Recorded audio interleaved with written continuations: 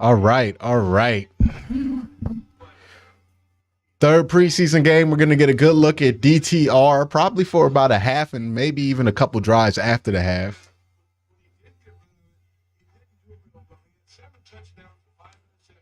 Should be a good time.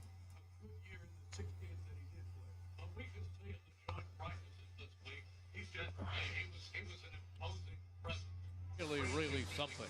All right, we will be back with the opening. We are waiting for the game to start. How y'all doing? How y'all feeling? No starters today, but that's fine. After the game, visit Neptune Store, relax and refresh with a much-needed massage or facial for an introductory price of.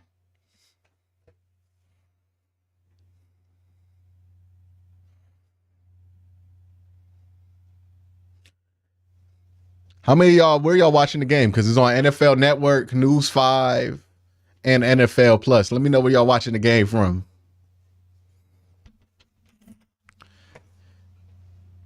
So the reason they're not going to play Deshaun and why nobody would play their starter in this situation is because they did the joint practices.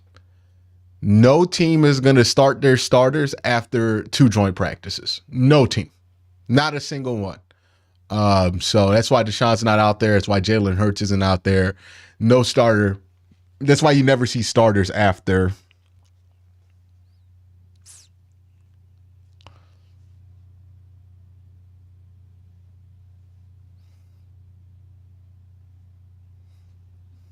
NFL Plus, Channel 5.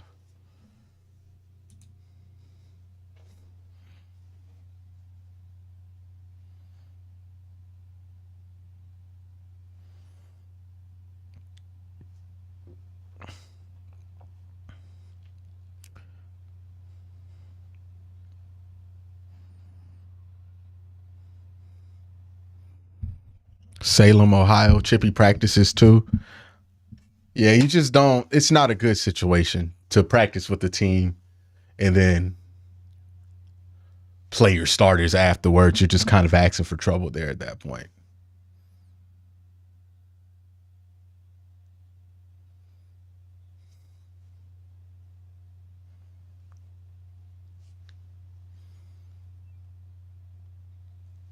Yeah.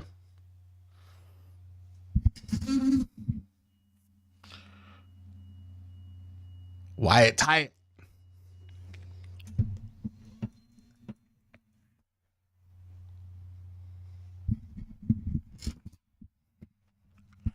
What do y'all think Deshaun Watson's best year was? Because everybody's saying 2020. I don't know. I feel like we're not giving enough love to that 2019 season. I feel like that was the best version of him.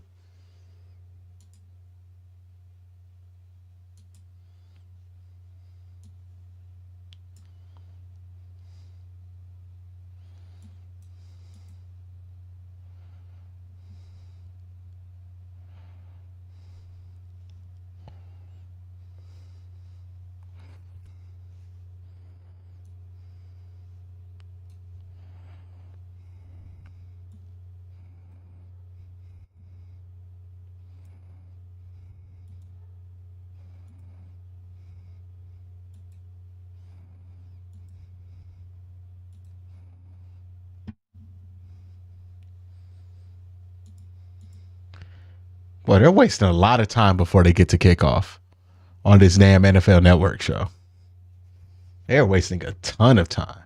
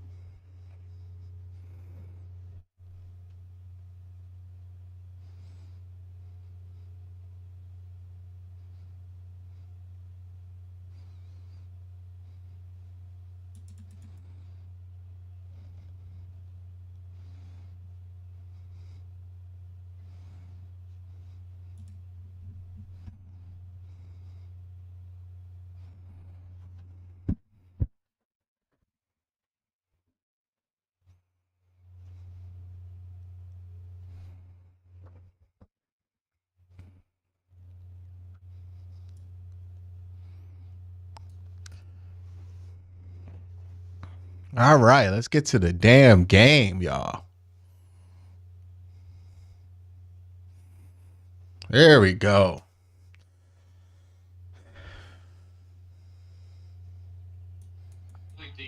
Ball comes on the 4. Out to the 5, the 10, 15, 20, and is pulled down shy of the 25.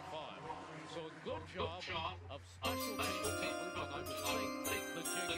teams. Dark Matter Wolf says right here, best place. QC sees the game. Appreciate you, Dark Wolf. Appreciate the super chat. All right. They're going to hit it at the 25-yard line. It's a new rule that they put in this season, and they want to see just how well it goes. But anytime inside the 25, you get the football at the 25-yard line. John Kelly is the back to the left. Dorian Robinson. The handoff goes Oh, they got Jordan Davis playing and Jalen Carter. Oh boy. Baby 3 yards before he runs into Derek Barnett. Is Derek Barnett fighting for a roster spot this year? Professor Chaos with the super chat. I get it if you don't want to, but if you were gonna do wins and losses through the schedule, not like Adam Rank. I already did that video. I did that when the schedule dropped. It's on the channel already. With a full explanation of what I'm talking about.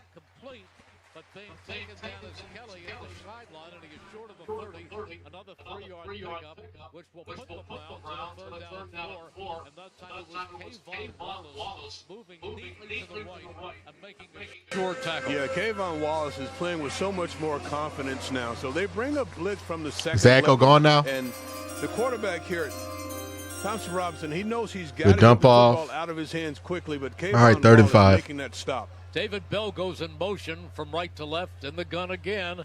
Back goes Michael Robinson. Stone He fires says, over can't the wait middle, to see how and he completes it for a first DTR down. plays Good tonight. job. Now there's a penalty flag thrown deep in the backfield. And we'll It's see going to about be that. holding. It's going to be holding on the Browns, I believe. It is. David Bell made the catch. Well, Derek Barnett was trying to make sure that the official knew that he was held on the play. Woo! Otherwise, he's Nolan going to get Smith. a sack. And for the second time, the Eagles bring pressure, bring an extra guy, and getting heat on the quarterback. So it becomes 2nd down and 14, or 3rd down. Yeah, Nolan Smith, boy, that BGO is crazy Interesting, for this him. early, Sean Desai bringing extra players on back-to-back plays. Shotgun again. Back goes Robinson. He's looking, fires complete, but it is still a first down. They pick it up as Dorian Robinson makes the throw, and they pick up about 15 yards. What a nice throw. This time, pass went to Pearson. Okay, so it's going to be a 1st and 10 on the 34-yard line. Cedric Tillman is their first player picked in the draft, but of course, Good throw. they didn't have a pick for the first 3 rounds. 1st and 10. Play action. Robinson rolling, looking, firing, high, incomplete.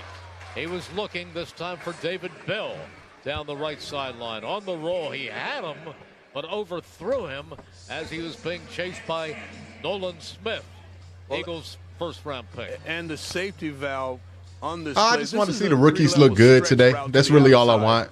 But Nolan Smith just takes away All right, from that fake little handoff. check down, Get rid of it. or that Wow, comfortable wow, route that wow, you wow. have Okay, right a in little bit front of him, much. forcing the quarterback to. He rushed it a little bit. Yeah, he rushed the throw. In the gun. Robinson. You can see him this right time here. gives off inside, Comes off the edge. plowing Nolan ahead his Smith belly for a few does a yards. great job of Then he is containing, met by rushes about to him, 6 Eagles and that causes him as to throw he this a crosses little the bit off 35-yard platform. He line. knows it. He had him Play there. picks up about 3.5 He just yards. couldn't get that And will throw put the off. Browns in a 3rd and a little more than 6. Boy, look at that defensive line Zach for the Cunningham, Eagles. the first man at the point of attack. No score in the game. We've played almost 3 minutes here in the first quarter. Browns moving left to Delayed right. handoff, This is a 3rd and 6. and they're going to get They came up about with 3 a on 3rd here and for a 14. 3rd and 7. Let's see what they do right here. Dorian Robinson in the gun. Kelly positioned to his right. Slot to the near side. Lone receiver to the far side. Dorian Robinson back again and completes it again for another first down. He got his receiver, Anthony Schwartz, this time. across the 45-yard line for a pickup of 10. Yeah. And you'd have to say Dorian Robinson's doing a good job. Oh, he can operate this offense, and his history shows that. At UCLA, he set all sorts of records passing the football. They get the Eagles in man coverage. Ooh, good catch. Way to handle. He wants to go with the football, and Is they that connect. that was Anthony Schwartz? All right. Field. Motion to the far side. Dorian Robinson back. Almost hit as he throws. Fires downfield. He's got a receiver. He's got Cedric Tillman, his top draft choice, all the way inside the 20, down at the 16-yard line. A 36-yard pass. Dorian Thompson-Robinson with all sorts of heat on him.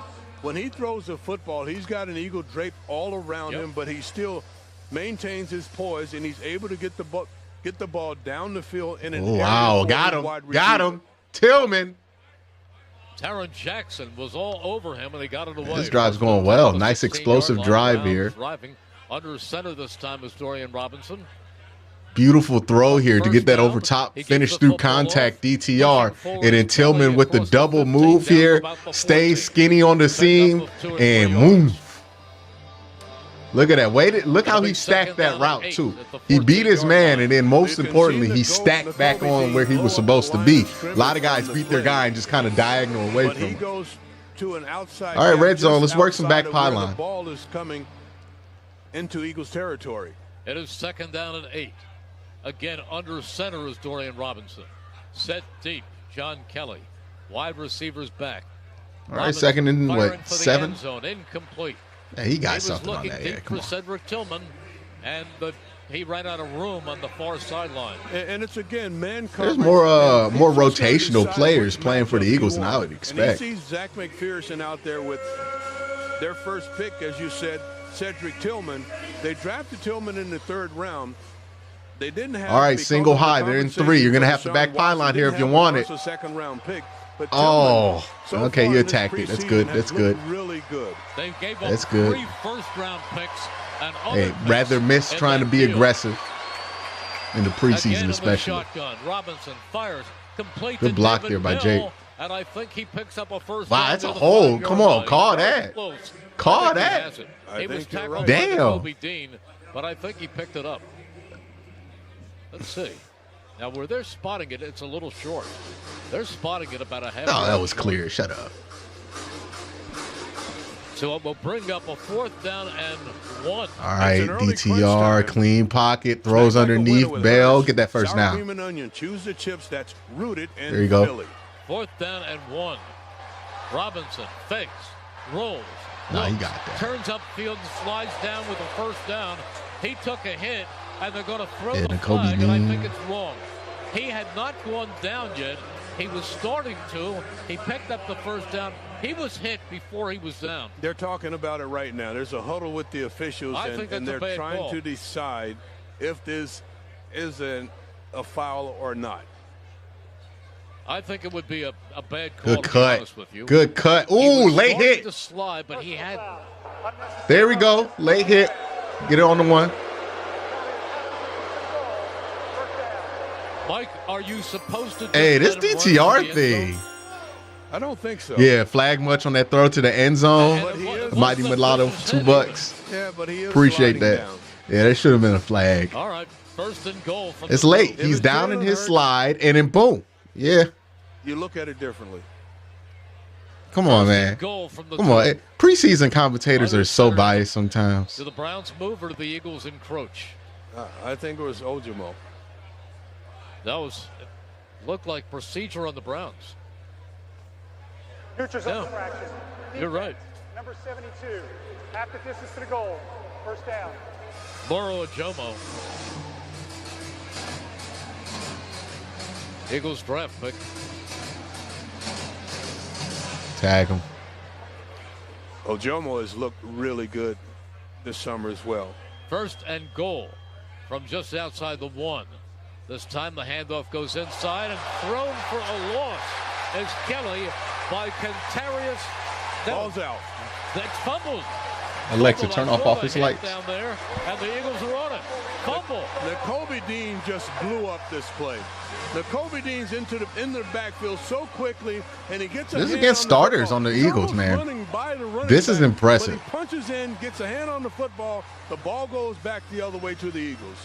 The Oh, Eagles' John. first defensive Well, who stop cares? brought It's to you John by the Kelly. Plumbers Union Local 690, protecting the health of the nation. Visit plumbers690.org. Well, you want your linebackers to be playmakers. And they are. Timeout on the field with the score, 0-0 on the Eagles Radio Network, presented by PNC. Make today the day on 94 WIP. Set summer in motion with the most fun-to-drive Honda vehicles yet. Like the Civic, the vehicle car and driver called more fun to drive than the competition. And the HR-V, with sleek exterior styling and smooth, responsive handling. Summer's here. Chase fun in the sun with Honda. Contact your local Honda dealer today. See dealer for financing details, car and driver. That was a great drive. I mean, who cares what John Kelly did at the end of that drive? He fumbled. It's the preseason. We don't really care if you win or lose in the preseason. But what matters in that drive, again, John Kelly is probably going to be a practice squad player for this team. We don't really care if he fumbled. If that were Jerome Ford, I'd be a little bit more concerned, but who cares what John Kelly does? The players you wanted to see play well, played well. The Browns' second unit, and that was a true second unit, no starters, just drove down the field on what was they had starters in there for Philly. I don't even know how anybody could look at that negatively, unless they're trying to, because that was impressive.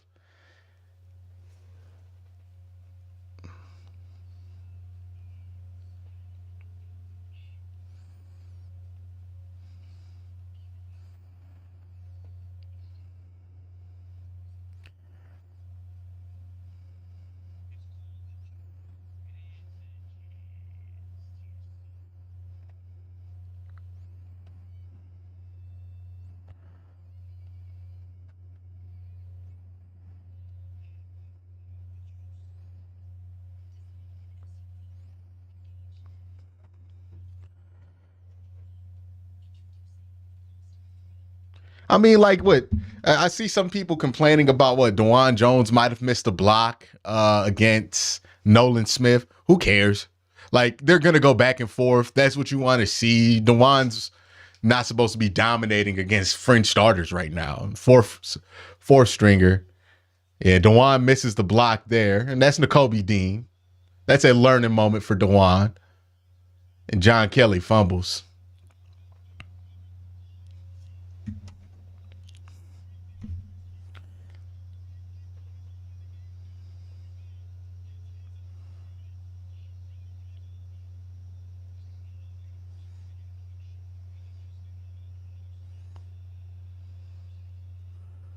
All right, defense, let's keep that aggressiveness that we had last week. Pickett. Ooh.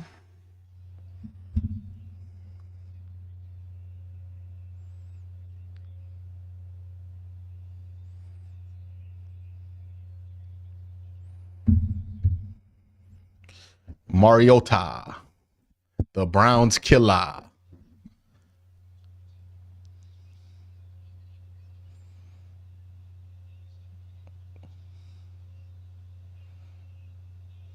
Let's be aggressive here. Let's be aggressive. Let's see Maurice Hurst get back there, man. All right, stuff. Oh, that's a safety. All righty. 2 safeties. Who was that?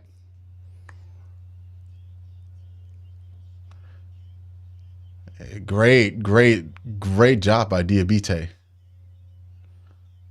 Yeah, 43. Just beats his ball. Wow, shoots the gap.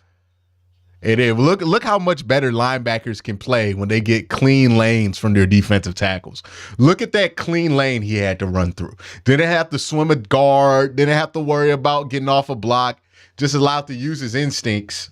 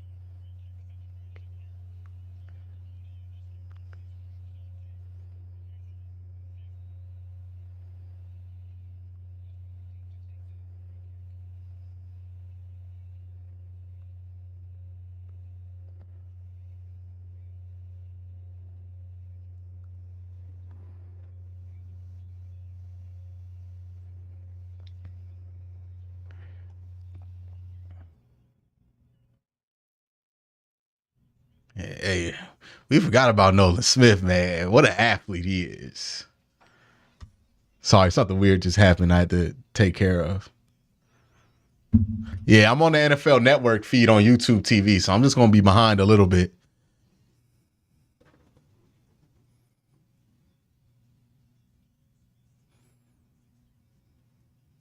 Look at them legs. You don't got to worry about the size. You got giant legs. All right, DTR. Little hesitant there. Didn't know where to go with the ball. Got a little confused. I think they clouded him. I think they gave him cloud right there.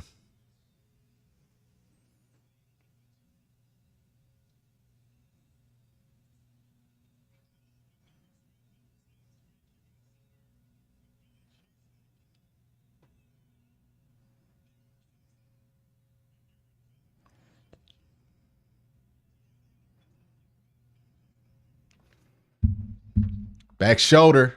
Oh, did he get it? I think his elbow might have been on the ground.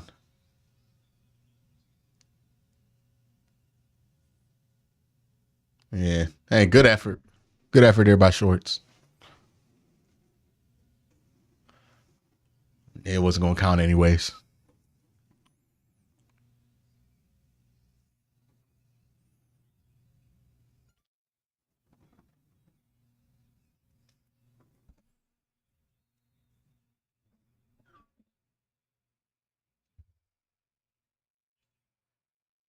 Oh, my bad. I ain't got the audio on.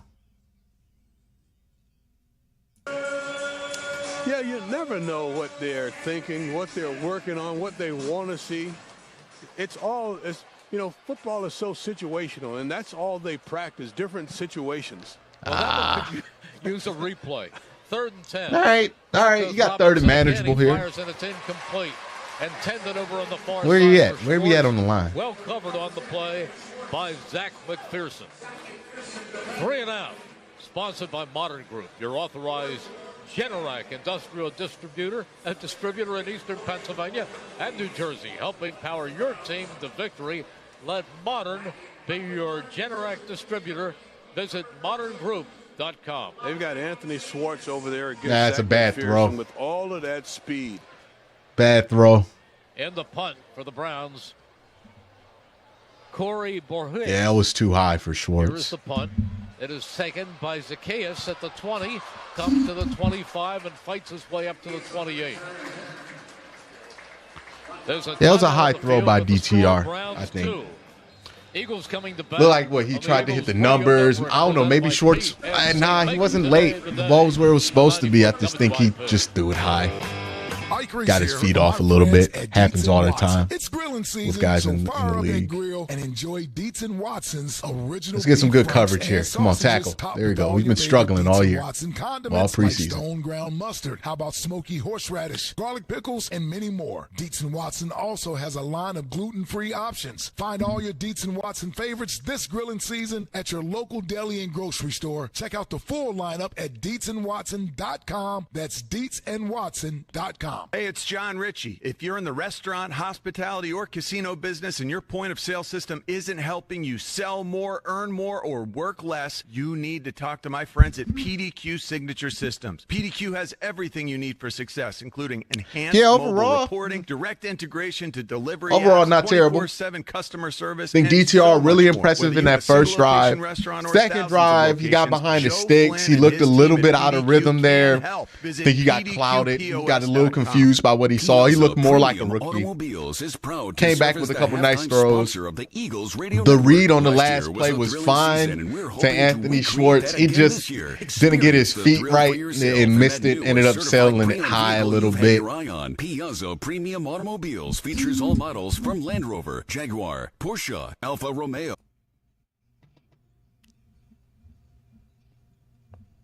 No, you got to throw the Schwartz. I don't agree with people saying stop throwing the ball to Schwartz. Why not? It's one. Y'all forget it's the preseason. We're not trying to win this game. We're trying to also see what else some of these fringe guys have. Like, we need to see if Anthony Schwartz can be on this team because, like it or not, if he can be a competent wide receiver, we need somebody that fast. We need more guys that fast. It's critical.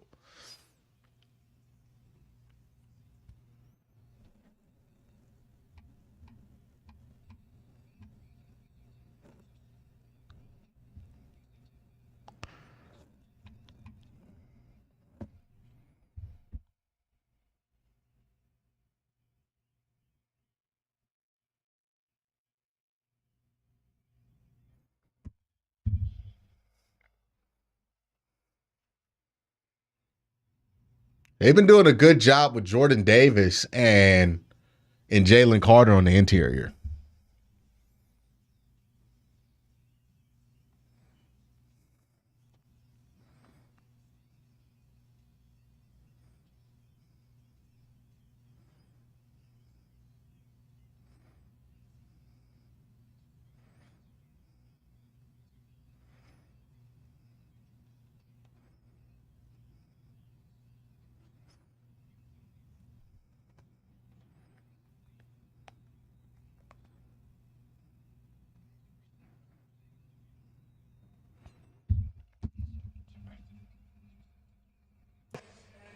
Nearly every snap.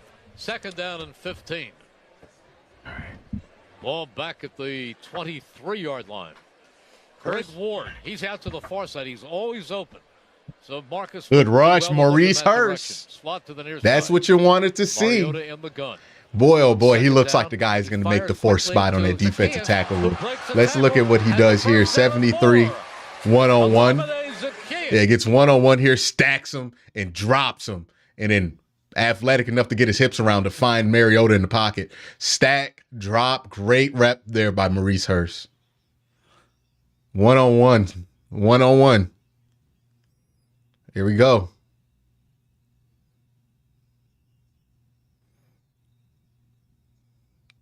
Let him through.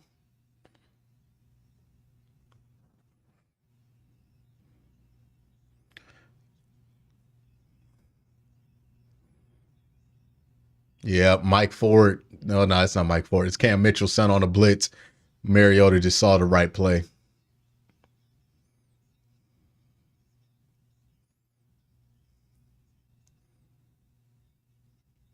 Oh, God, where was that supposed to be?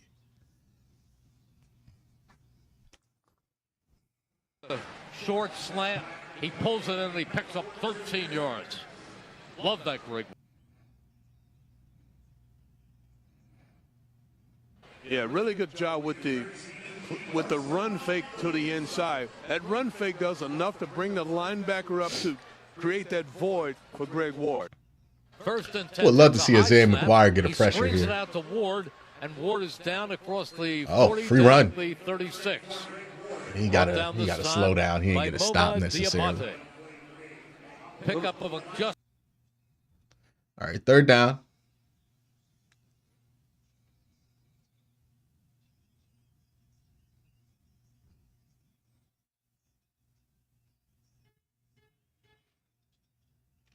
All right, communicate. High, low, high, low, high, low. Nobody communicated.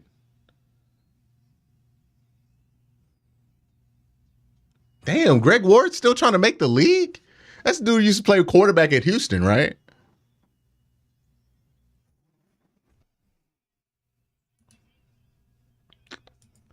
All right, man. We just going to have to do this old school. I tried a new system out, but it's not working.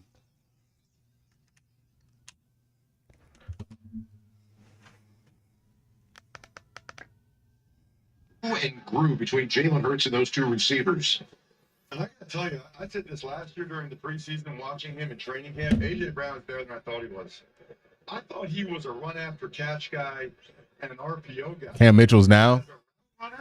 As a contested catch guy down the field, I mean, he is an elite receiver. That was a huge trade for the Eagles. No chance they get to the Super Bowl or even close to it without trading for number 11 last year from the draft. They're down almost a full boat to go. Play clock winding down for Mariota. Got to get it to the 29. With time to throw. Drop. The pass was a little bit high. All right, let's see the offense again. Incomplete down near the 30-yard line. Not a great throw by Mariota. I mean, Zacchaeus is wide open. This is the second time Mariota's been too high. He got a backpedal and turned his body all the way around, and Mariota knows it. I mean, if you got a guy running an out route, you lead him towards the sideline. He should not have to dance back around like Zacchaeus had to do there, and I know Mariota's frustrated with himself. Jake Elliott was 2 for 3 last week in Baltimore. This is a 56-yard attempt. I know. We ain't got to be petty about it. I know.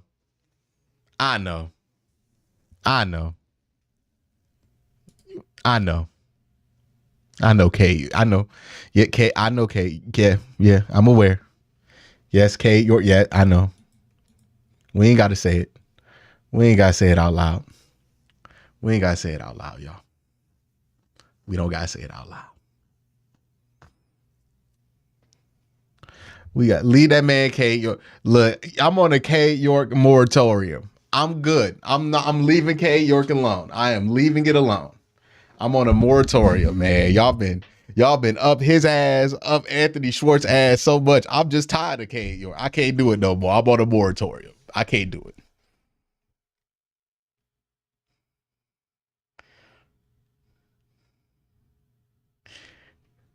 We kicking a dead horse because all we be out here saying is Kate York can't kick every week. The conversation never changes.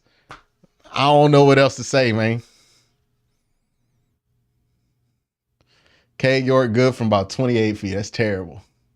Not even a legal field goal you can kick. You're finally mastering.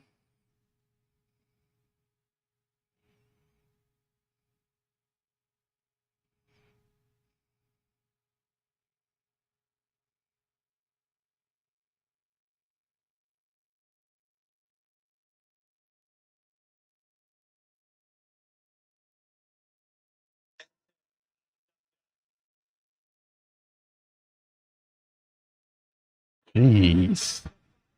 Why is Lamar Jackson playing in the preseason? Y'all see this? Look at this.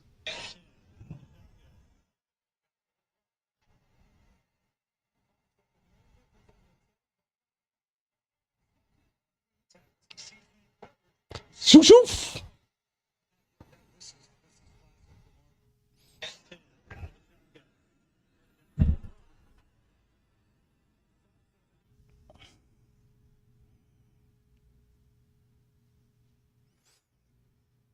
All right, we back. Our award-winning unscripted series, just to name a few. Subscribe now at youtube.com/Eagles.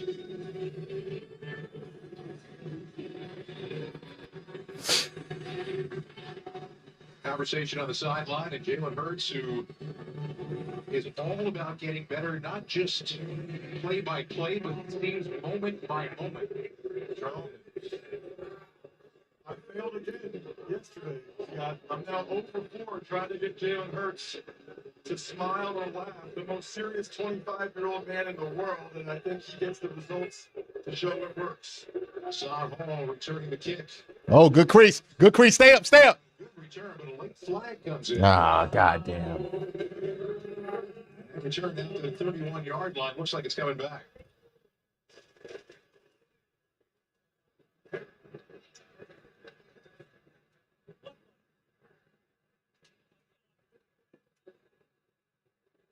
Sidney Brown getting set to come in, and we would assume fly around the field. That's what he does. Professor Chaos says they should have moved the goalpost back to the front. Stop, man. Come on, man. K York been getting his ass beat by the fans for like weeks. Let that man breathe. Take it down, Dave. Scott, an injury update. The Eagles today making the announcement that Hassan Reddick, their star edge defensive player, has successful surgery on his thumb. There is every expectation that he'll be back for the September 10th game, the opener against the New England Patriots. Reddick, again, a key part of this Eagles defense, and he is expected to be ready for the regular season. That, of course, is very good news. We saw Hassan yesterday during the walkthrough. That injury occurred apparently during the practice on Monday. If you want to talk about players who they could not have gotten to the Super Bowl without, Hassan Reddick is right at the top of the list. I mean, how about just the postseason run that guy had? One of many Philadelphia Eagles I felt like exceeded expectations last year. All right, DTR, let's do it. Bad field position. Let's see what you can do. Toss. Crease it. There we go. Good job. Way to see it. Is there another flag? What is there a flag? Shy of the first down after a 6-yard pickup. Sidney Brown, I think. Okay, there's no flag. To become a fan favorite here in Philadelphia. Good crease. Way to get out there, Dewan. Way to get your big ass out there. I don't know what you said about special teams. I mean, can I ask, have you ever played? Fred Heim says K York is like a Tecmo Bowl kicker. He's either on point or completely off. Damn, we hear Tecmo Bowl references for K York. Is that bad, brother? Way to step up. Ooh, kind of got sandwiched. It's all right. Forcing him to step up in the pocket, and his teammates jump in. I'm impressed with Nolan Smith. Look at this. Look at this. Oh, wow. Wow. Hey, man. Nolan Smith gonna be good, y'all. Nolan Smith gonna be good. I know some of y'all gonna be concerned about Dewan, but nah, dog. Nolan Smith should have went like 10th in this draft. I'm really not tripping. He's good. You saw that? He caught Dewan's hands, got underneath him, and then pushed underneath his pads. Nolan Smith is gonna be special. Nolan Smith gonna be special. I don't really think there's nothing. Dewan got to be a faster puncher, but when you that long, you ain't gonna be able to punch but so fast. Nah, Nolan Smith just won a rep, man. He's winning this battle today. That's fine. They two studs. We're comparing a 4th-round pick versus what he's doing against somebody who should have won at the top of the 1st round. The fact that it's a battle says everything positive for Dewan Jones, but Nolan Smith, man, take nothing from him. Take nothing from him. He's going to be a player.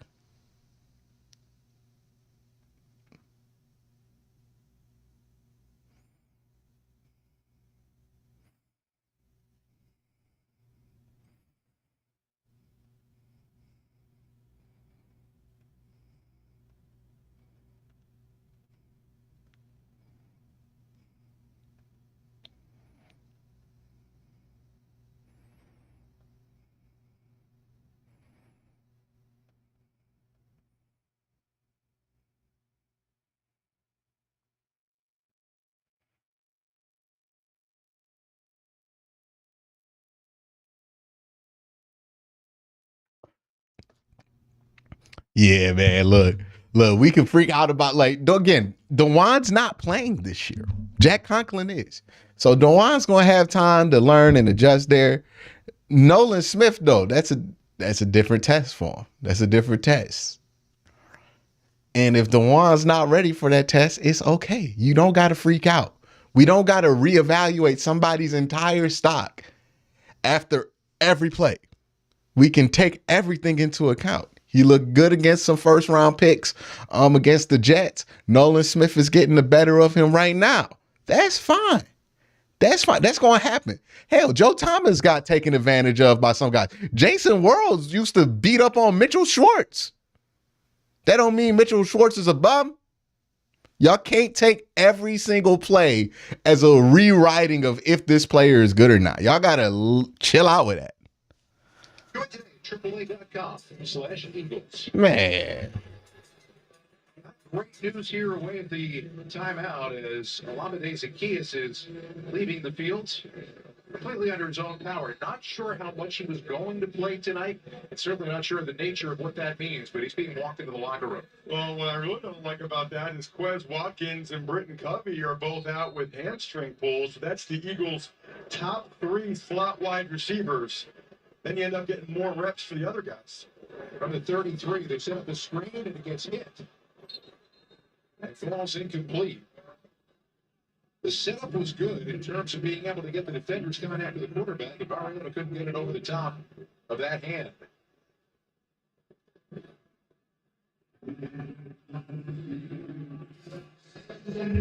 Dog.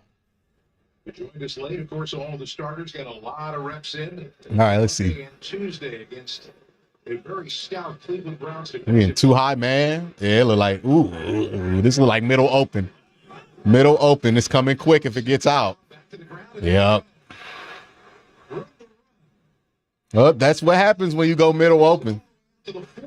If you don't get them at the line, it's problems. First down. Yeah, they went. Yeah, they went too high, man. Middle open, no linebacker, blitzed everybody.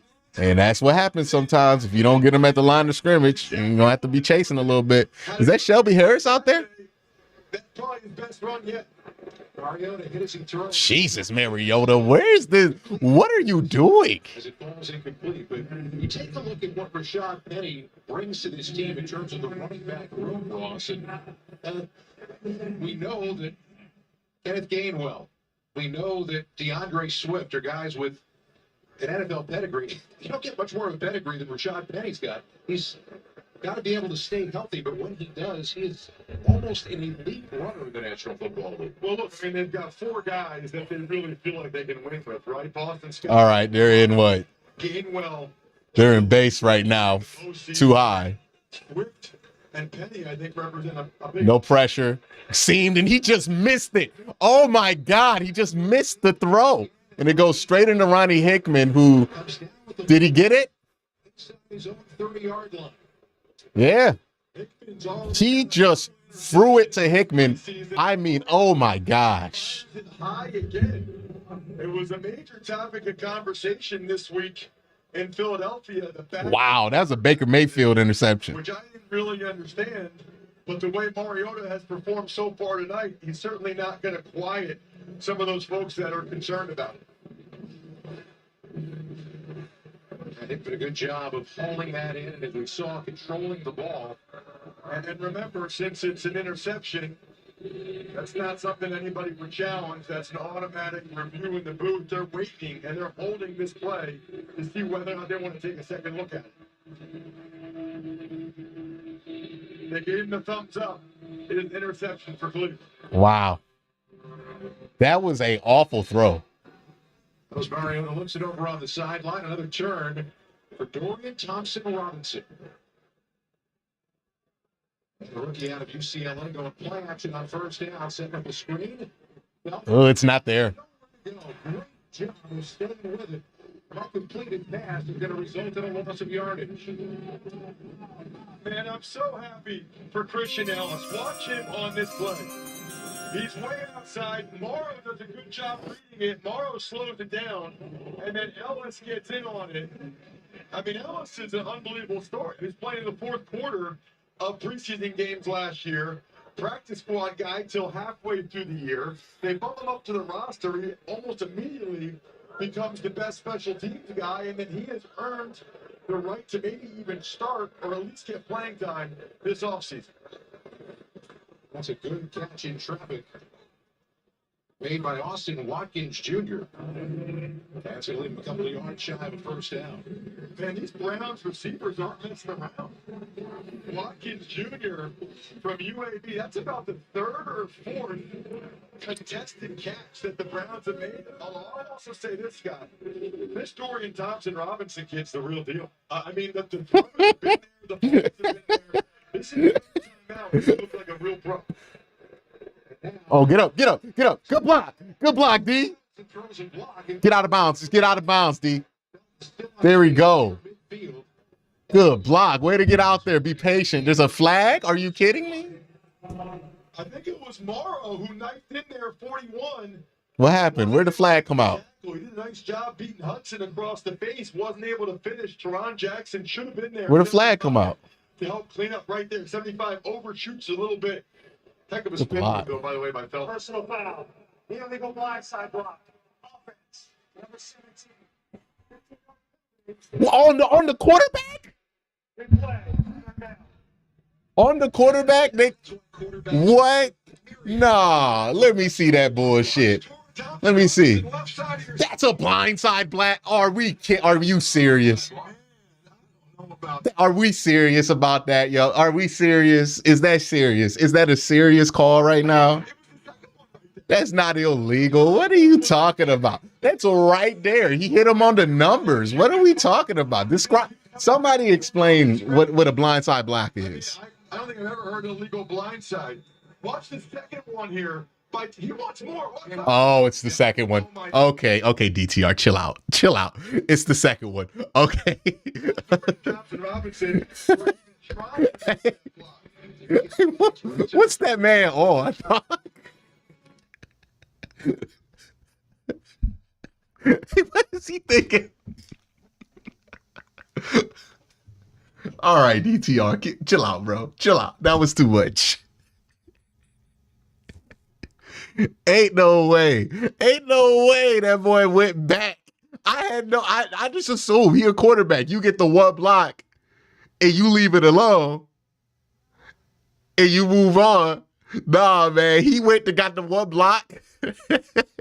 It came back for both for no reason. What? DTR, all right, man. All right. All right. Chill out, brother. Chill out. Now I miss a super chat. Ain't no way.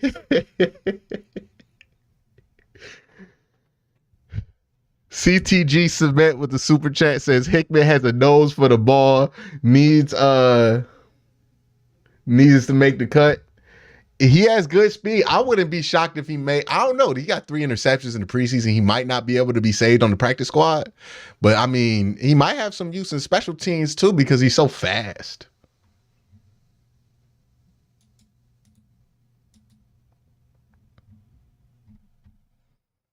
Ain't no way DTR did that shit, man.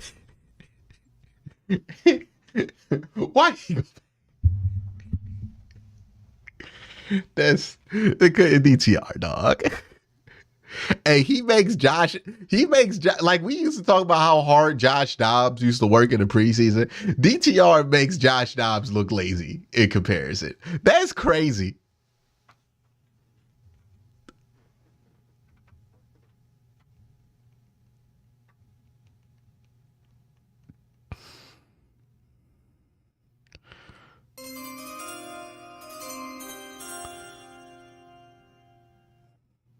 Ain't no way, man. That's crazy. Mighty Mulatto says DTR at linebacker, let's effing go. That's a crazy thing for him to do. Certainly some smiles from the defense. They came up with a big fumble recovery to turn Cleveland away in the first quarter at the end of the opening drive. My man went back for some more. Of the course of the first quarter of this game. Are you kidding me? They got a third down now for their home 32. First down. Again to the outside and a sprawling catch made by Mike Hardley Jr. 8-yard pickup and a Cleveland first down. Back down to Dave Spadaro. Yes, Scott, an update on the injury suffered by wide receiver Olomide Zacchaeus. He goes out with a shoulder injury. Good throw there. It is unknown whether he will return tonight, but there is a possibility. Back to you. Hey, DTR got all the intangibles.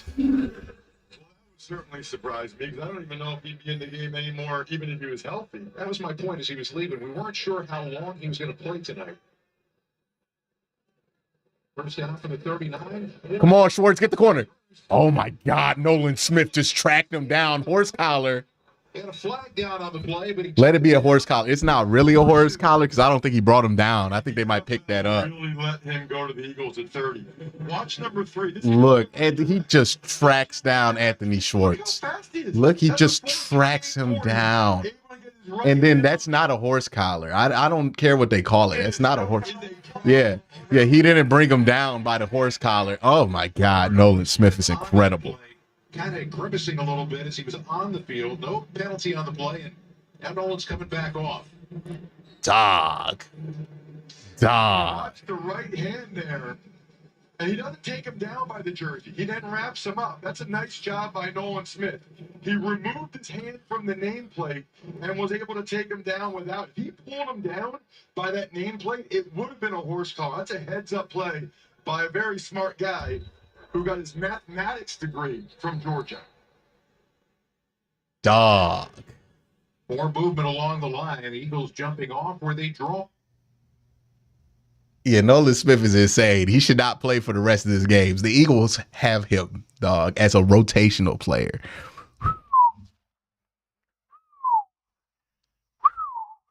They're going to be a damn good team, man. They're going to be a damn good team.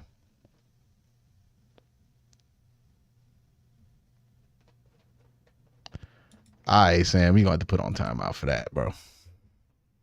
The guys that are going to actually play this season, That's shown up. Second down. Thompson Robinson. Oh, get loose. Get loose. Oh, my God. Go down. Nothing into something as he makes it out across the 45, near the 47 for a pickup of 7 or 8 yards. Well, it's pretty good pressure from the left side by Robinson. Janaris Robinson got in there. Woof. Way to anchor. Robinson able to break the tackle and then get yards after it. I couldn't be more impressed right now by Dorian Thompson Robinson. I mean, I watched him the last 2 games on tape. He looked excellent. Now here, this game's being broadcast nationally again. He looks fantastic again.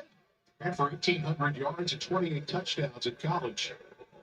Flag on the play. That's got to be pass interference there. But they're in coverage for the. He was tackled by the time the ball even got released. The flag's going to go against the Browns. Are you kidding me? Hold it. Third down. James Hudson the third out of Cincinnati. Cleveland's got 5 penalties of their own now for 49 yards. Brings up third and a long way here. Curious to see how this guy plays this, the new D coordinator for the Eagles. A lot of times when it's third and this long, they'll just play zone coverage soft behind it. Hey, you might have something on the seam. They're just going to throw a screen. And they got it. They got it. They got it. Go. North. North. There we go. Got it. That's a first. That's a first. Yeah, it's first. I believe he's got himself a first down. Boy, you got to alert screen draw on 3rd and 10 or more. If you're Yeah, they just didn't see it. Nah, they got slipped. Or you can get a first down. Good blocks in the open field. Might have gotten Almost got a hold there. Called. It's not a hold, and then it breaks the tackle by Felton Jr. of McPherson. That's what enabled him to get the first down. Thompson Robinson now 9 out of 13 for 98 yards, and he's back to throw again all day. Let it rip. That's where his arm strength. That's the one thing about DTR. He doesn't have the greatest arm strength in the world. He doesn't have it. He's an anticipatory thrower. He can make up for it by getting to his spots, but he's not going to be the greatest arm strength in the world guy. Goodrich, McPherson, Sidney Brown at safety. It's good for them to work against some receivers that are making plays and a quarterback that looks like he's one of the best rookies I've seen so far this preseason. On the run, it's Felton. Ooh, how did he lose his helmet? Eagles territory down to the 47-yard line. Give him a pickup of 4. Oh, God. Please get the first down so we don't have to see Kate York come out here. As we said, with the way time of possession is going, 10th play of the drive. Defensive unit is certainly getting their work. And I saw some people confused because they're like, DTR's play style is closer to Deshaun. It's really not. It's closer to Brock Purdy's than a lot of y'all realize. He's an anticipatory thrower. Deshaun's not an anticipatory thrower. Deshaun kind of relies on his arm strength sometimes. DTR does not. You watch him and you watch Brock Purdy, they're pretty similar. Oh, it's in the air and it's picked off and he dropped it. All right, Cade, make the field goal. It's going through his mind right now. That was an easy interception that kind of slipped through his hands. And it brings the punting unit out for Cleveland. What a job by McPherson. Everybody got their laptops out. There in the middle of the field. And then Street, that's what big boys like us dream of, Scott. You literally tipped in the air. Can you imagine one time the ball tips up in the air, comes right into my hands, and Contavious Street just blows. Look at this smile. He knows he's never. All right, Kate York. Let's go, Kate York. Make the kick, Kate York. Just wait for that, don't you? Let's go. This wouldn't be good. See on the field. The guy that made the play is down. Nolan Smith going to. Is going to the locker room. I don't like this. Time for a timeout as we sort through things early here in the second quarter. You like being in other people's business. Trying to work hard. You think it's very challenging. You know what are you? I'm preparing. This is crazy that he went back. Like. Medium bird compression. One still, 1 to 10. That's crazy. 3. You wanted me to go to 4.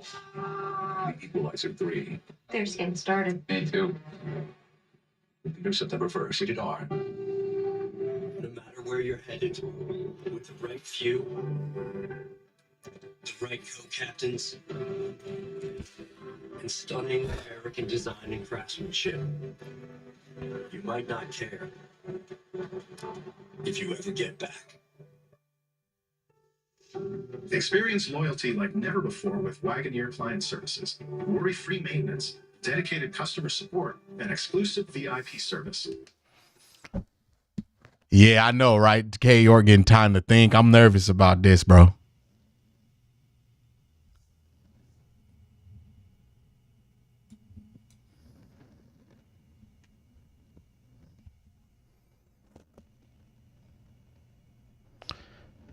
I'm nervous. K. York might blow it.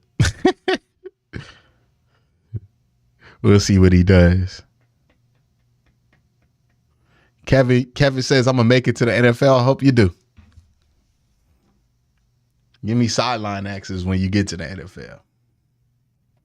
But I believe in you, Kevin, as long as you are within the age range to make it to the NFL.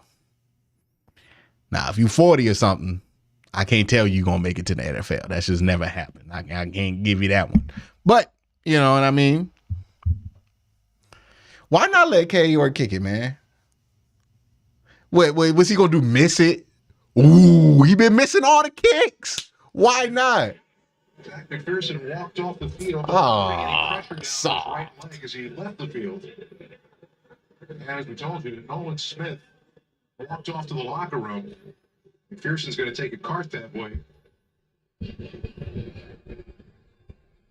Not real happy about that so far, Scott. I mean, Olamide Zaccheaus, Nolan Smith, Zach McPherson, those are all guys that are going to have roles on this football team this year. Greg Ward back deep to take the kick from Bojorquez. On for the fair catch. He's going to let it roll. Oh, let it. That'll be a touchback. We're joined now down on the field by a guy who's 4th in receiving yards among tight ends since the 2021 season. Are we going to do an interview with Dallas Goedert? I hate road preseason games. Ah, fuck me. Accidentally hit home. Open YouTube TV.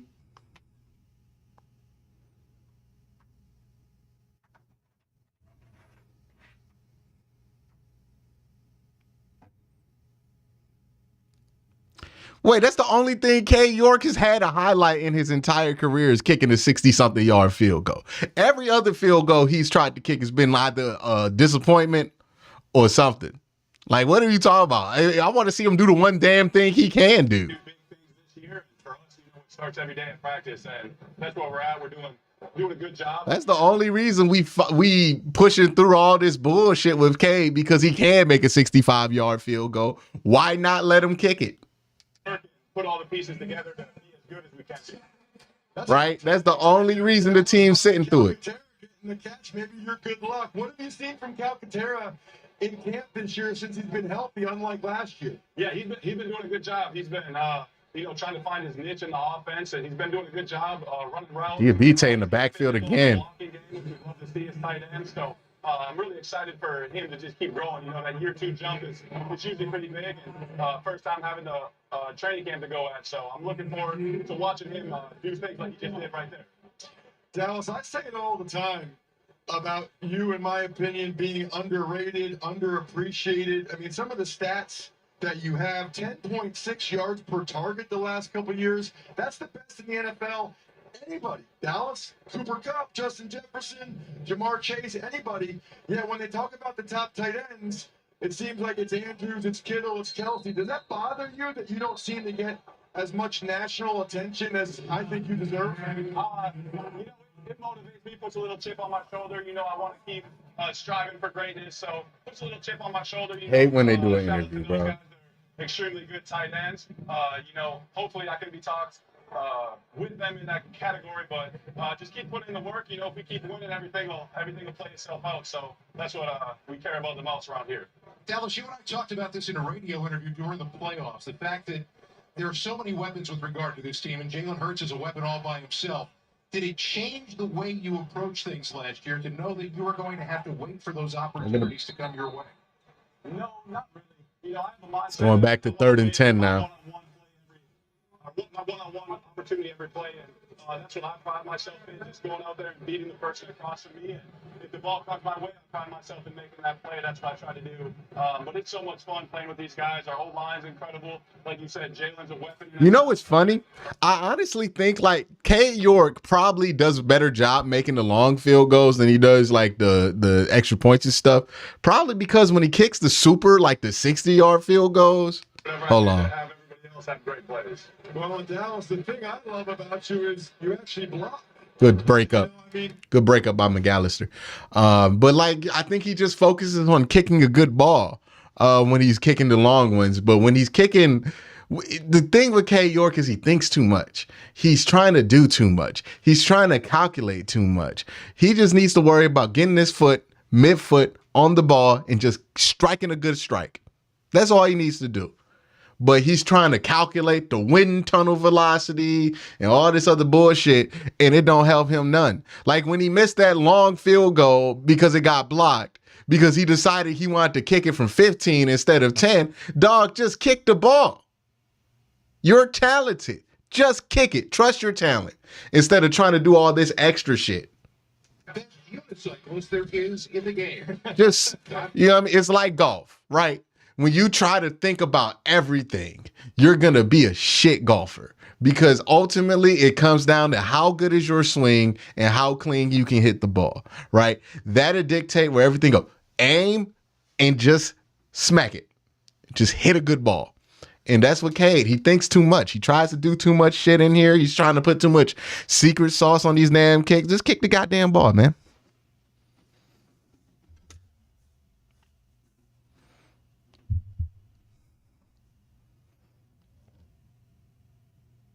That's all I want to see Cade do. Just kick the ball. Every time he misses it, like does a wicked curve and does all that. He just kick it, man. Just kick it. Kick it. He's trying to do too much.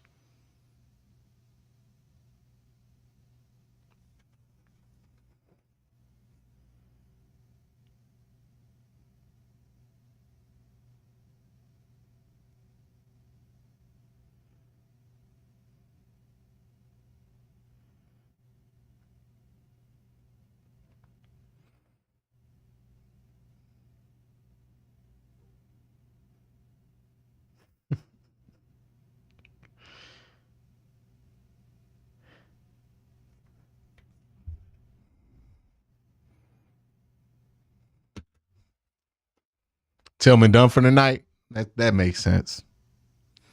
That makes sense. Business. Get a free line of mobile with internet powered by the next generation 10G network. Get started for just $39 a month. Plus, ask how to get one free line of unlimited mobile. Comcast Business, powering possibilities. I never really cared about other people's opinions of my style. Enhancing who you are. Dork.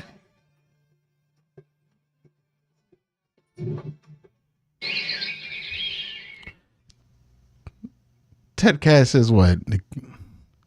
He's missed more than 2 kicks, dog. We're not just complaining about the shit he's done in the preseason. He sucked last year. What are we doing? What are we doing? Tickets necessary. Learn more at PhiladelphiaEagles.com/block party.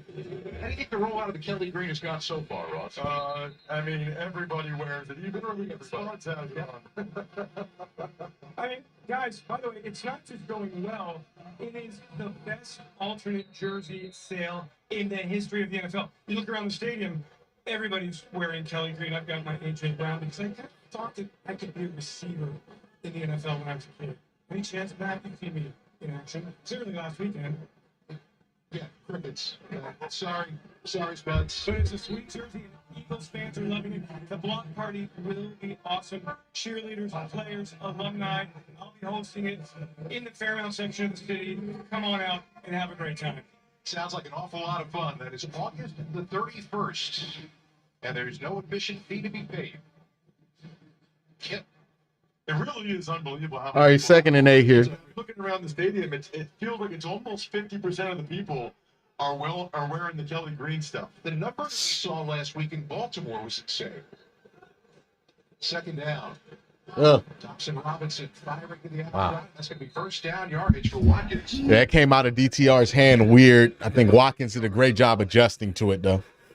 So Zacchaeus is back on the sideline after that shoulder injury sent him inside. Well, that looks promising. He's got pads on. No helmet.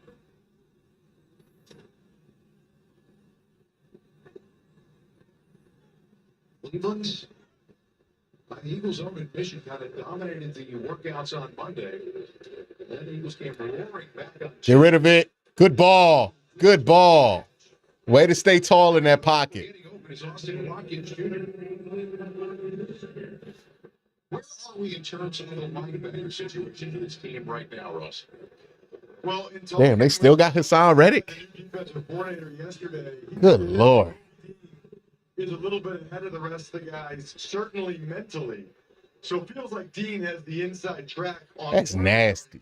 But honestly, Scott, there's maybe 4 other guys that can start the other spots still. I mean, it could be Christian Ellis, could be Nick Morrow, could be Miles Jack, could be Zach Cunningham. It's a very unique situation. And the Eagles keep rotating guys through as they try to find who they think is the next guy. Oh, good backside contained by the Eagles. He said he didn't think that decision had to be made, for instance, before next week's game against Indianapolis. This one could go past the end of that last game as they get more looks. Yeah, good backside contained here by 59 by the Eagles. When do you want these guys that are going to be starting next to each other, playing next to each other, to get reps next to each other? He thinks they can wait until after next Thursday, and after that, they're going to settle on a couple of pairs at both those spots and get those guys working together. All right, 3rd and 5? They try to pin pull run. Scott, I'm telling you, this guy is trying to state his case to be a starter on this football team. You'll see at the very tail end of this play, Ellis right there at 53 does a nice job again. He sees the motion going out. He attacks. Oh, wow, good block. Good way to get in there by that linebacker. All right. Take on a pulling guard like that, attack him. That one high? Cleveland is 4 for 8 on 3rd down conversions of this one. Once his guy is picked up and it's incomplete. Attempted one-handed juggling. All right, Kate. Kelly.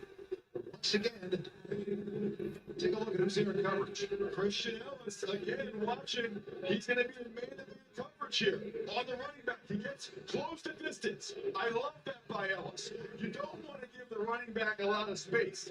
Attack him at the line. Yeah, it's good coverage. Close the distance. So now he's taking on guards and making plays in the running game.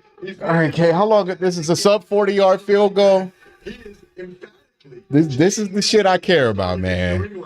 43-yard field goal. Here we go.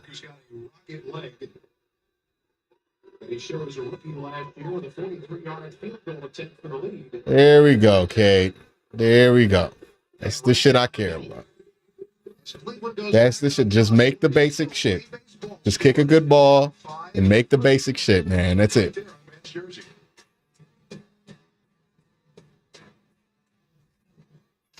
One second, y'all.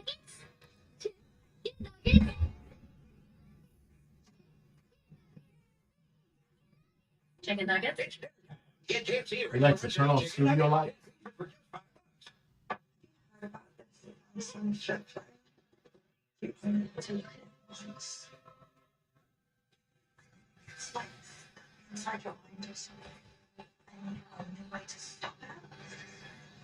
That was like the dumbest thing I've ever heard.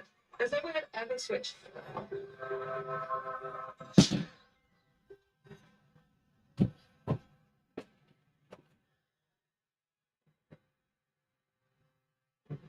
This is an incredible pick. Versatile, a downstanding situation. Yeah, Gronk, a lot of hype around this pick. But for everything we've seen, the hype is real. All right, let's have these picks. We've got Gronk going with the long wing. Of course, no surprise there. Me and the lace-ups, and now Devin rounding us out, making a statement pick with the Swiftnick. Andrea, trading up around for the mule. You'd love to see it. Now, who's next on the class?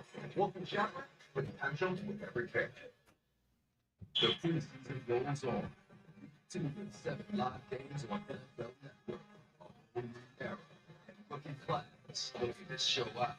Week 2 of the NFL preseason. Live on NFL Network.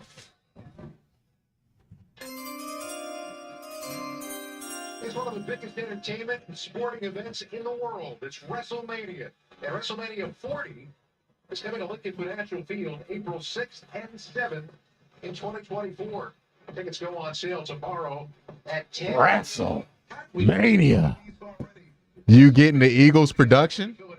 Yeah, it's on NFL Network. Scott, I've got some superstars down here with me. First, Uh-oh. Williams played in the NFL. They got Gunther.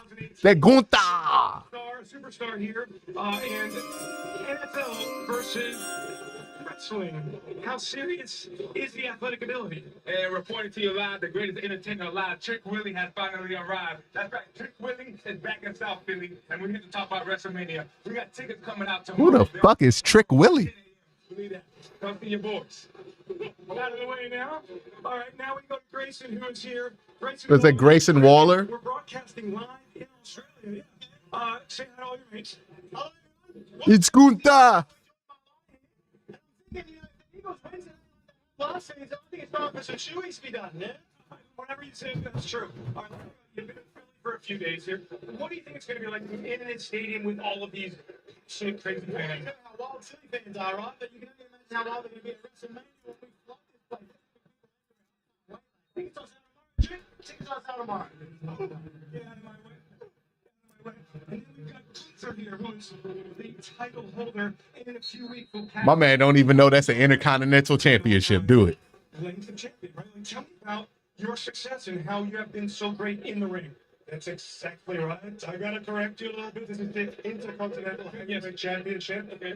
I'm 23 days out from beating the records of being the longest reigning Intercontinental Champion of all time. And how does a guy like me get a piece of that? Grab that from you. You better don't grab it.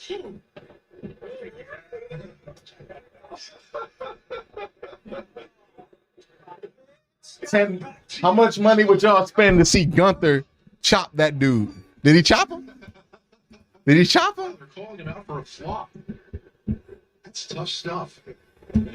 I think maybe a good flop is a compliment. If you're all bruised up. But this is the fun you're going to see at Lincoln Financial Field. August 6th, August 7th. Tickets on sale tomorrow morning. Ticketmaster at 10 o'clock. Guys, thank you all so much for joining us. Let's get back to some football. I'm Pete. Oh my. Again, cover up, Spuds. April 6th and 7th. Tickets on sale tomorrow at 10 a.m. For tickets, go to WrestleMania. That's like wild. What just happened? What just happened, dog? My daughter Helen loves wrestling. Look at Spuds. Yeah. He's in his heyday, but Hey man, it might be elliptical time soon. Once Kellen Mond hits the field, it's elliptical season. like he's okay. Yes, sir. And we're back to play now. Browns are done. Are y'all?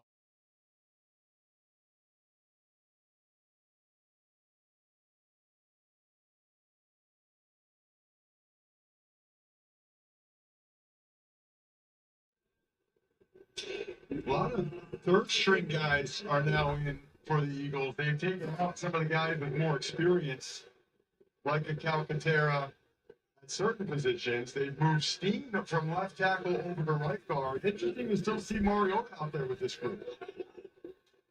Eek is in the game now, and that dude got held. It's a discernment. Discernment's got a first down across the field. Oh wow, Cam Mitchell back in the game. By Cameron Mitchell. Turnover. Gets it back in Philadelphia territory. What did Diabite do that? Just can't happen. Watch the end of it. He got Oh, good punch. That's what I'm talking about. Diabite. I mean, this guy's made a couple of unbelievable plays. 43 for the Browns has been one of the talks of training camp. He's a rookie from Utah, transferred from Florida, 6'4", 225. That is a name to remember in Cleveland. He's been making plays all camp. He did it in the first couple of preseason games. He had to tackle for a safety tonight. Now he strips the ball. Diabante's going to get some playing time this year in Cleveland. The frustration for the Eagles offense, they were finally starting to move the football, and the second turnover of the game. That's why I'm not. That's why I like. I like that. And if you're a guy like Trey Sermon and you're battling for a roster spot, boy, that's rough, right? I mean, his whole life. That Trey Sermon, damn. All the work he's. Q, what's the word on 43? Well, Diabate is the guy that was an undrafted free agent that the Browns thought of so highly that they spun a 5th-round equivalent on a good throw here by DTR to the tight end. Going to get about 7 yards here and get this to 3rd and 5. But they thought so highly of Diabate to give him a 5th-round equivalent offer as a UDFA. So this is somebody that the Browns think of highly. This is somebody that has been playing well in camp and has a chance to really push for a real roster spot. I think he has it. Sermon's going to play most of the second half, and he's going to play next week against Indianapolis. And Hurts is 3rd and 4 here. As a leader and a teammate, that Sermon keeps his head in this thing and makes up for it in the rest of this game. Love that. Defense trying to hold now on 3rd down and 4. Here comes the blitz. Way to pick it up. Thompson Robinson. Good throw. Good throw. I got to tell you, I went back to throw that ball was going to get there in time, but it did. I don't know if that was luck. Oh, Keely Ringo got double moved. And hey, pass interference too. Pass interference. He lost the ball. He was tried for stride. That's the book on Keely Mingo, though. He lost the ball at the end. Man, I can't believe Thompson Robinson even tried to throw that in there. If Ringo doesn't lose sight of the ball, he probably picks it off. Wallace was coming over trying to help him. Was DTR this good in college? Good cut. Good cut. All right. Down on the play. Run by Hall. Showing the wiggle there. Yeah, that wasn't a good argument. Like, that throw is not a great argument for the people who want to say that DTR has great arm strength. Y'all know that, right? Like, that wasn't a great arm strength throw. That's a penalty on the Browns. Jalen Wayne, wide receiver, gets called for the hold.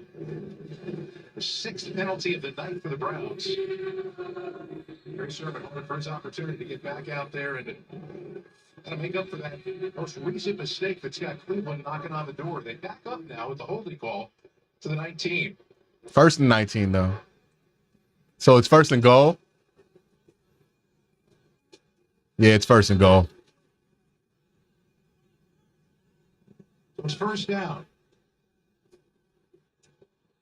That was a dangerous throw. Right there was Mario Goodrich timing it. He thought about not just making a hit, he thought about picking that ball off with a lot of green in front of him. So that got to Dave Spadaro. I know y'all are like, he was a 4-year starter at UCLA, Quincy. Of course he was good. Like, I haven't watched Josh Rosen be a 4-year starter at UCLA. Locker room, so the Eagles down some players here late in the first half.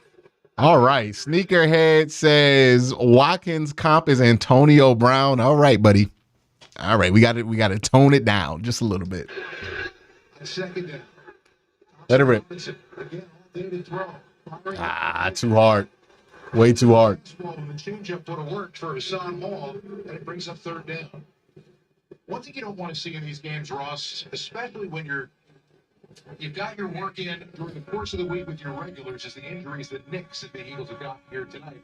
Hopefully one of those injuries is a serious one. Well, and I mean, that's why the starters aren't playing, right? You know, I know a lot of the fans would like to see the stars out there and the starters, but the last thing the Eagles want is to have any of their... Where are they at? The 20? Again, these are the field goals that matter for Cade. Banged up before that open. Down at 18. The turn back shoulder is far beyond. Well, they're letting a lot of holding just go today.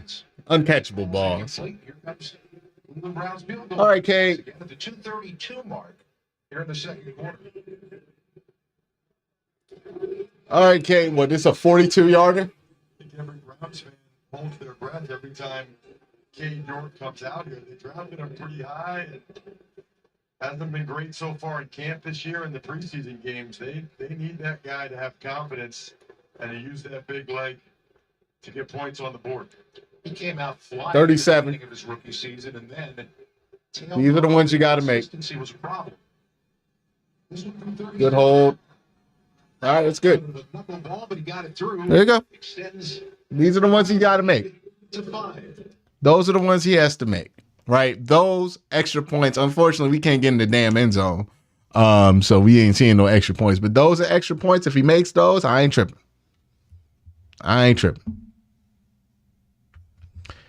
The expectation, though, is that you don't miss any of those, right?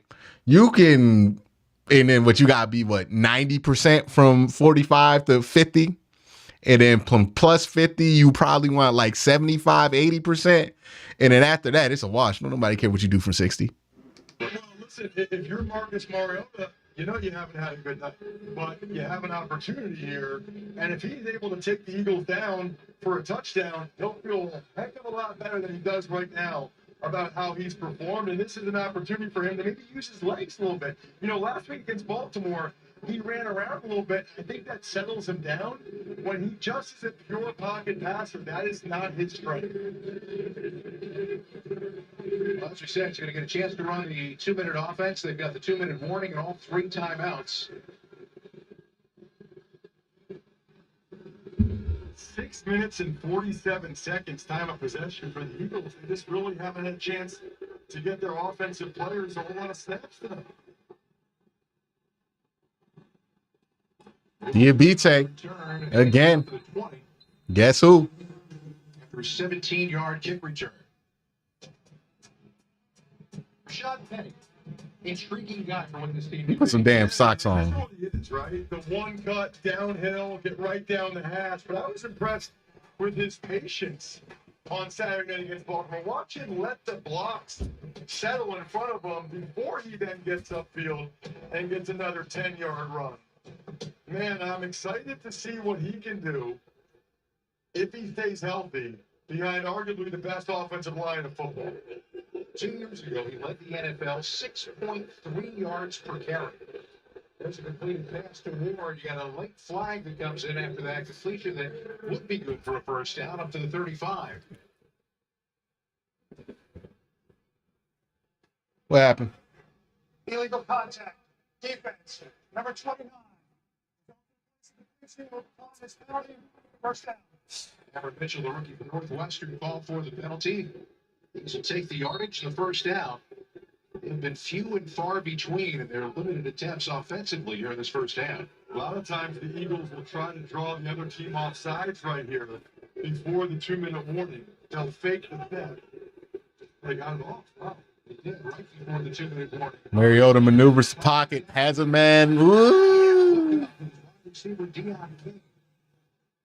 That was close. Bringing us to the 2-minute warning. 8-3 lead for the Cleveland Browns.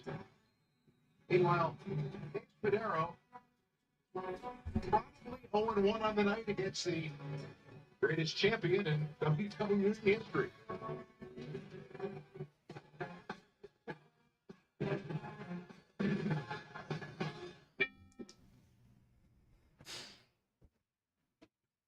It's okay. York made some field goals. It's cool. Somebody said lightning.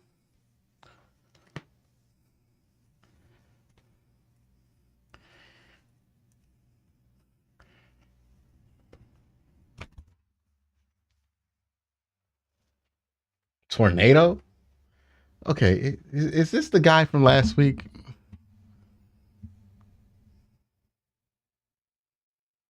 Okay, you guys are doing a thing. You guys are doing a thing in the chat. All right. I got some new mods. Yeah, just I'm not guaranteeing anything, but if you're in chat and you want to think about being a mod for this season, let me know.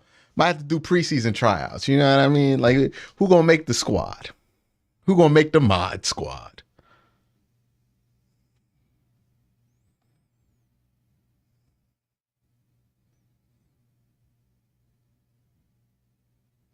Oh, it's the UCSS community. Golden Opportunity Sales Event.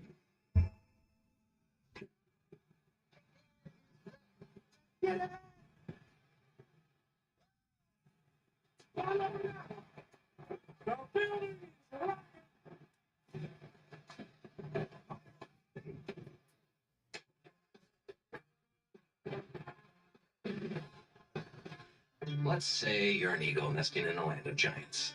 Now that YouTube TV is the home of NFL Sunday Ticket, you can watch up to 4 live games at once, which should make everyone happy. See diving catches from the Steelers, interceptions from the Cardinals, sacks from the Bengals, and great plays from the Eagles. Being a fan just got easier. NFL Sunday Ticket, now on YouTube TV. Our game is broadcasting live in Australia and New Zealand right now. It's part of our global market. Silverlicious says they can mod. In Australia and New Zealand. All right, we back, y'all. We back. Once Kellerman gets into the game, it will be officially treadmill time. Well, elliptical time. That is so cool. One of my favorite parts of the game is when I ask the folks really all over the country, all over the world, but how about especially the folks in Australia and New Zealand? Send me a tweet at Ross Tucker NFL with the hashtag Eagles everywhere. It's a lunchtime tweet. Yeah, I guess. That's unbelievable. Somebody said, Mark says he's going to take the mod squad to 17 straight wins. Okay, okay. Strong argument. The best sport. We got to grow this thing internationally so they know. Lots of movement. And that's going to blow off the plane before it ever gets started. Who is on the call with the Eagles? Because like now this dude's complaining about soccer. Number 63. 5-yard penalty. Second down. The answer is quite a few. Quite a few. Soccer is so much more popular than football internationally. Domestically, it's not even close. Football is more popular. But internationally, I mean, it's not even close. Soccer is so much more popular. I played soccer until I was 11. It was great. And I played football, and it was unbelievable. After Driscoll gets called for the penalty, second down. PBT! And not a whole lot of room to run. Fox stops at the 1:48 mark after a 4-yard. Ross Tucker. What was Ross Tucker big ass going to do out there in soccer? Like, he too big. Of course he had to play football. Ain't nowhere else for his big ass to be. In terms of offensive production here in this first half. Man, like, Messi's like 5'10". What's his name? Mpabe, he's like 5'10". Can't be out there that giant playing soccer. For the Eagles team. He's got himself a good one. American football is not popular overseas because unless you love this game, if this game is explained to you, it sounds absolutely absurd. That's why football doesn't catch on anywhere else, is because it is absolutely absurd unless you are completely enthralled with the game itself. Here comes Diabite again with the pressure. Never really had much of a chance to do anything with that play. Yeah, that's why football doesn't grow internationally, because, like, let's be real. We only understand it because we grow up with this game. But if you try to go overseas and explain this to somebody, this sounds insane, because it is insane. But it's our insane thing. It's like when an Australian person tries to explain cricket to you and you're just like, what the? Nah, I'm not. That's baseball. That's weird. It's weird. That's the reason why football doesn't grow over there. Because to them, it's like weird rugby. You know what I mean? It don't make any sense. And even Cedric Tillman, Andrew Barry, and the Browns picked some pretty darn good rookies in Eagles draft.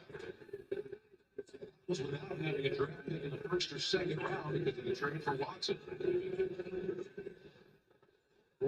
Ooh, Gunner running free. Gunner running free. Fair catch. Fair catch. Fair catch it. Oh, wow. Okay. Hey, look, man. Felton only be getting like 3 yards on these returns, but it's an exciting 3. He gets them exciting. We have an idea of what's going to happen in the NFC East, but the reality is we don't, because history says you just don't know. No.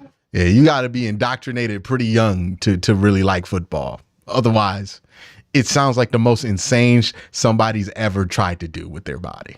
3 times, Washington 3 times. Last year, of course, the Eagles win it in a division. It's the same thing with pro wrestling. Pro wrestling only is places where it was popular a long time ago.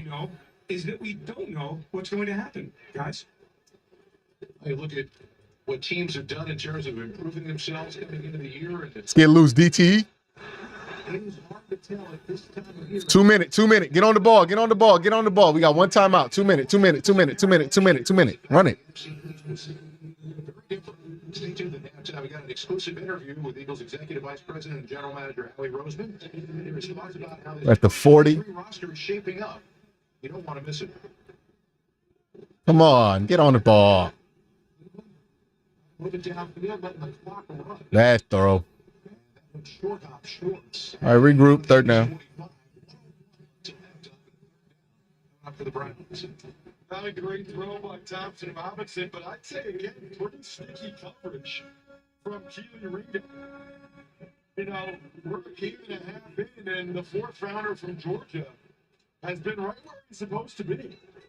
You know, he's got the size, he's got the speed, he needs some technique refinement. Sometimes coming out of the transition out of his back pedal, but I'd say so far so good. Empty backfield on 3rd down. Thompson Robinson. Oh, what are you doing? Tosses it down the sideline that's incomplete. So now you got 52 seconds. You still have all 3 of your timeouts, but the offense has kind of been stuck in neutral. Ain't no reason not to go for this, to be honest. A lot about what the Eagles But they're punting. with this final drive of the first half.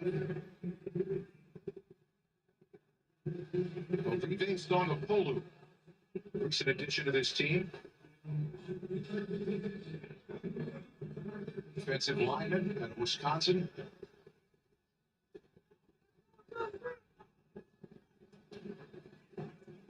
Let's get a good pin here. Let's get within the 20 here. Let it bounce, let it bounce, let it bounce, let it bounce, let it bounce, let it bounce. Technically within the 20. 42 yards on the punt, no return. Well, I think a lot of Eagles fans are like me, looking forward to watching Tanner McKee in the second half. The 6th-round pick from Stanford was not afraid to drive the ball down the field last. Tanner McKee sacks. Let's go. Let's see what he up to.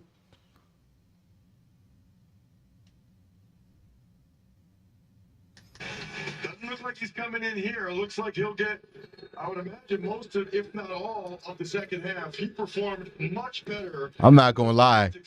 It's going to be tough to watch Kellen Mond for a whole half.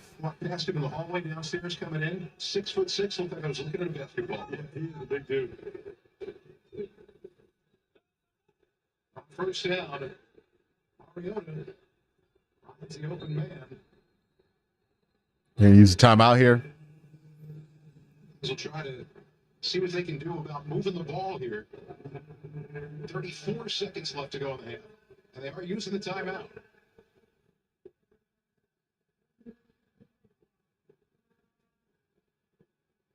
There you go, Bruss.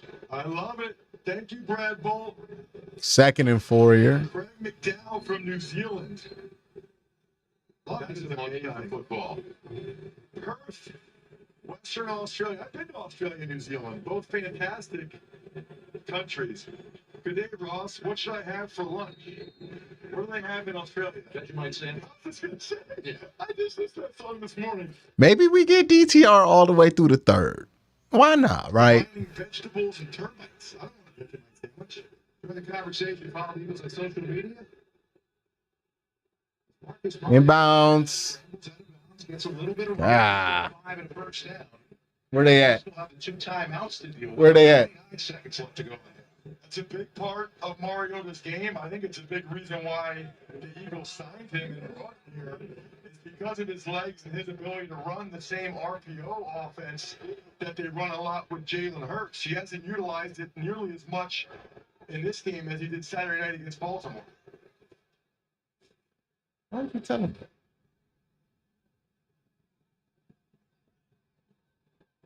Mariota trying to rescue something good from what's been a frustrating first half of play.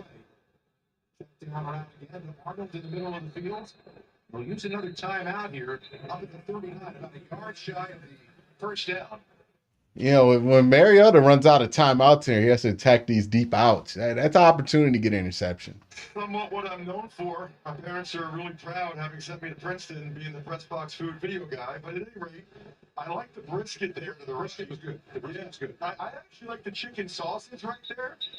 Ate that with. That's the one thing I miss from not going to Browns camp this year is the spreads at camp are incredible. The spreads are nice. They got some nice spreads, man. Football podcast. And generally what the Eagles do now at halftime is they put out a completely different type of spread for halftime. They do, but I also had the runner get me 2 Philly pretzels with spicy mustard, so I'm covered. You're covered. In case we don't have enough time to get down there. You can't take chances with stuff like this. You're a hard-working man. You really are. Second down. Jeez, how long is he going to stay back there? Oh, did he fumble it? Too long, he's going to be sacked. That ball looked like it came loose. Yeah, you're set. Why can't anybody else make the pretzels as good as they do in Philly? I have no idea. I think it's the butter, but you combine this with the spicy mustard. I'm not going to eat on TV. My mom wouldn't be happy, but we got about 5 seconds, and I'm about to eat. And these people have no problem eating on TV. All right, they're going to halftime. Somebody said, Q, they got the meat. Ray Rag says, do you think if DTR is the starter in 4 years, we have failed? Because I believe we would have nothing against DTR, but he should not be our. No, he's not the long-term plan as starter. No, something went wrong, right? The plan right now is you want Watson to be the guy who starts, and then you want DTR to be kind of what Tyler Huntley is to Lamar Jackson, a high-quality, high-value backup. You know what I mean? That's what we should want out of him, right? Think Tyler Huntley. If he becomes the next Tyler Huntley, you did a good thing. He'll get a contract after he leaves Cleveland. He'll make some money, maybe even get a chance to start, and he'll be ready for that. And that would be a great thing for him. Or maybe you could trade him and get like something crazy like what the Patriots got for Jimmy Garoppolo. Mike Wax says, should we argue about Cleveland restaurants while Kellen Mond is playing to pass the time? We're going to argue about Cleveland restaurants, Mike. We're going to argue about liquor. We're going to have all of the conversations we want to while we're kind of paying attention to Kellen Mond play football. Trust and believe that, because we ain't about to be sitting here breaking down Kellen Mond snaps. Like what's the point? What's the point? Let me double check, make sure I didn't miss any super chats. So I feel like I haven't been paying attention to the super chats as much. Okay, let me go to supers right here. Yeah, Sneakerhead, Laxer. Okay, so I got all of them. Cool. Also, another reminder of why the stats that you see from training camp mean absolutely not a single goddamn thing. Ooh, Deshaun Watson threw 3 interceptions in training camp. Ooh, spooky. Oh my God, Marcus Mariota threw 5 touchdowns and no interceptions. And then Marcus Mariota gets out here versus the Browns second team and plays like complete dookie shoot. And what did that mean? What did it mean that he had a good joint practice? Everybody was freaking out about these joint practices. Well, if they meant as much as y'all want them to mean, I'm not saying y'all, all of y'all, but some of y'all, then Marcus Mariota would have looked like Dookie Shoot out there. He looked like Dookie Kong out there trying to play football. Just over the top missing. Makes me question if those stats were legitimate. Makes me question how those stats happen. When you hear stuff out of context from practice, you got to take it with a grain of salt. We cannot be taking this stuff as legitimate stuff. This is why. This is why. And ultimately, ain't no room to panic until the games start happening. And even then, there's a lot of context that we miss out on. Shout out to Lily making a guest appearance. Lily is my cat right here. She been chilling. She been chilling. She in the DraftKings ads and everything. This is a star right here. My cat. I hope the defense is top 5. I know somebody said, Q, you're wrong. The defense will be top 5. I hope I'm wrong. Look, if me being wrong means the Browns are going to be good, I don't give a shit. I'll be wrong. Okay? I'm not about to sit here and not be critical of something because I could be wrong about it. No, I'm going to say what I feel about it. If I'm wrong, cool. And that makes the Browns better, even better. Y'all been around for a long enough time to know I have no problem being wrong if it means the Browns are going to be good. Corey Dot says, I get it's the preseason, but here are my takes. 1, Watkins got to make the team. 2, Diabite should be in the rotation. 3, DTR is looking like a beast and a clear difference in the defense. Here's what I have taken away. Maurice Hurst is going to get that 4th defensive tackle spot. He's got that locked. I would say Diabite probably should be somewhere in this linebacking room. If not just to have him on special teams. Watkins, I don't know if Watkins makes the team because you need fast guys and he's not necessarily a fast guy, maybe a practice squad guy, but I wouldn't be upset.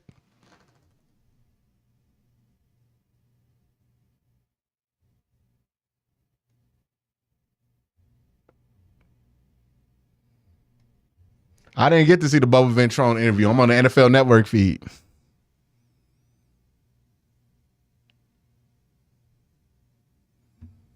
I haven't got to play the new Madden. You know why I haven't got to play the new Madden? Because to get Madden right now, you got to pay $100. I'm not paying $100 for no goddamn Madden. By the way, to the people who are doing that, paying $60 for Madden, I think that's fair. I know people bitch and moan about Madden all the time. I think Madden's fine. I don't think it's the greatest game in the world. Could there be a better version? Wouldn't it be great if 2K could still make football games? Sure, all of that, that's cool, but Madden's fine. It's not terrible. But $100 for Madden is insane.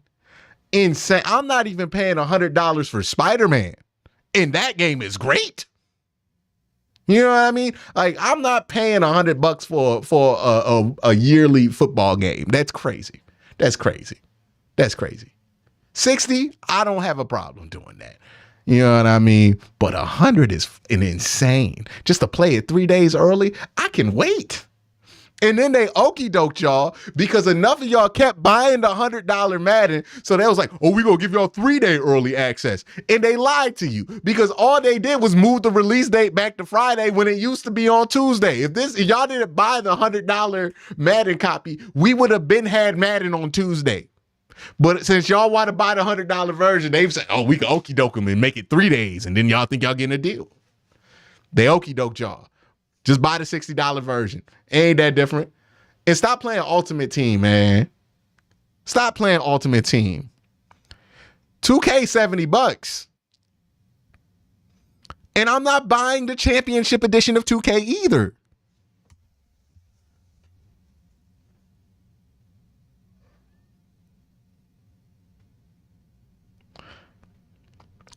Man, look, I'm going to be real with you. All I care about with the new Madden is that they got the new players in there and they got enough new shit to make me feel like I'm playing a different game. And usually they do that. They barely get that. I heard they brought back mini games for franchise mode. That's cool. That's enough. That's enough to check. Man, I'm buying the new shit because I want the new helmets and I want the new swag and I want the new players in and I want real rookies with pictures. And that's worth $60 to me. Not 100 though. Get the fuck out of here with 100. That's crazy. 100's nuts. You gotta finally craft me an experience for $100. All right, get with $100 out here. Come on now. Like $60. Yeah, roster update, some new jerseys and some new pictures. That's cool. Cue the afro hair textures in the new Madden are fire from Mighty Mulatto. See, that's worth $60. You got to do so much less to get me to pay $60 than you do for 100. $60, you can do some basic shit, bare minimum. Oh, okay, yeah, it's cool for 60.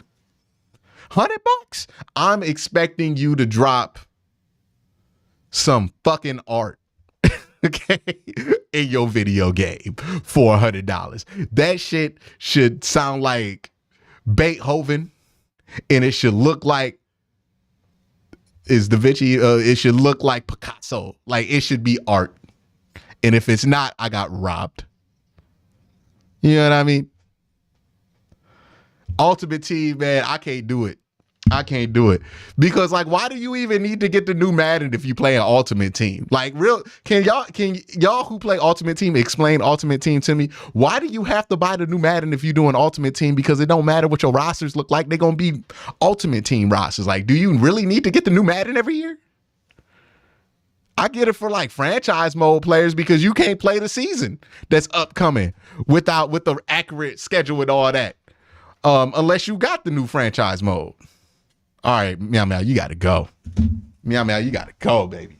Turn off my monitor. You going to mute my microphone. You got to go.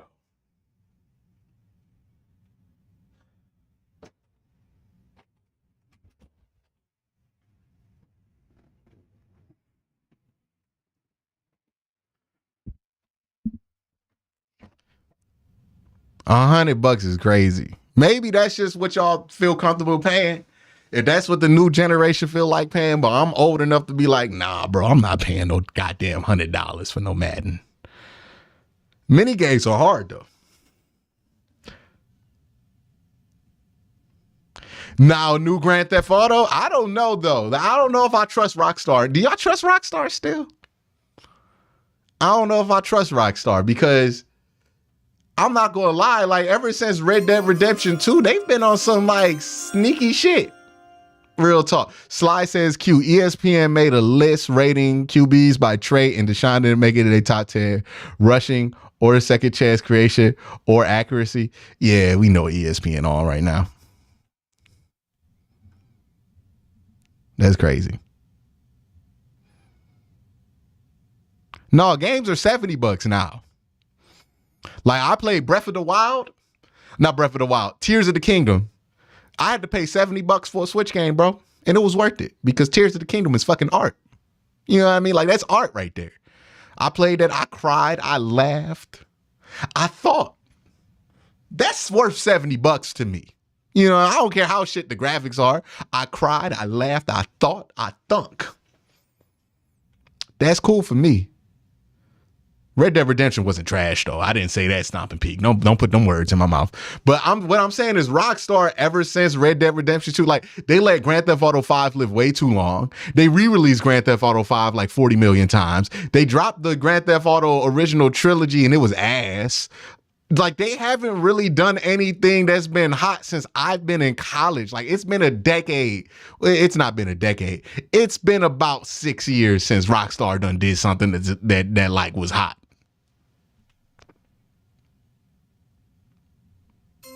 All right, man, I'm not gonna lie. Baldur's Gate 3, that just sounds too nerdy for me to play. Like I'm just not there. I'm a nerd, but I'm not there. I'm not at Boulder Gate. You know what I mean? That sounds like it's got some fantasy. It sounds like some Dark Souls shit. And I know that's probably not what it is, but I'm just it's never gonna appeal to me. Sounds too serious. And there's 3 of them. I gotta play the other 2. Mark says with the $5 super chat. So who is your hot take on who makes the roster that many think will not? I think a lot of people gonna be pissed, but I think Anthony Schwartz might still make the team, dog. Fred Heim says, Q, are you going to any road games this season? I was thinking about going to the Seattle game because I've never been to the Seattle Stadium and I want to go to Seattle Stadium, but it's got to make sense. And I don't think it makes sense right now. Giants, CD, quick thought on. What's Baldur's Gate 3? Or Baldur's Gate 3?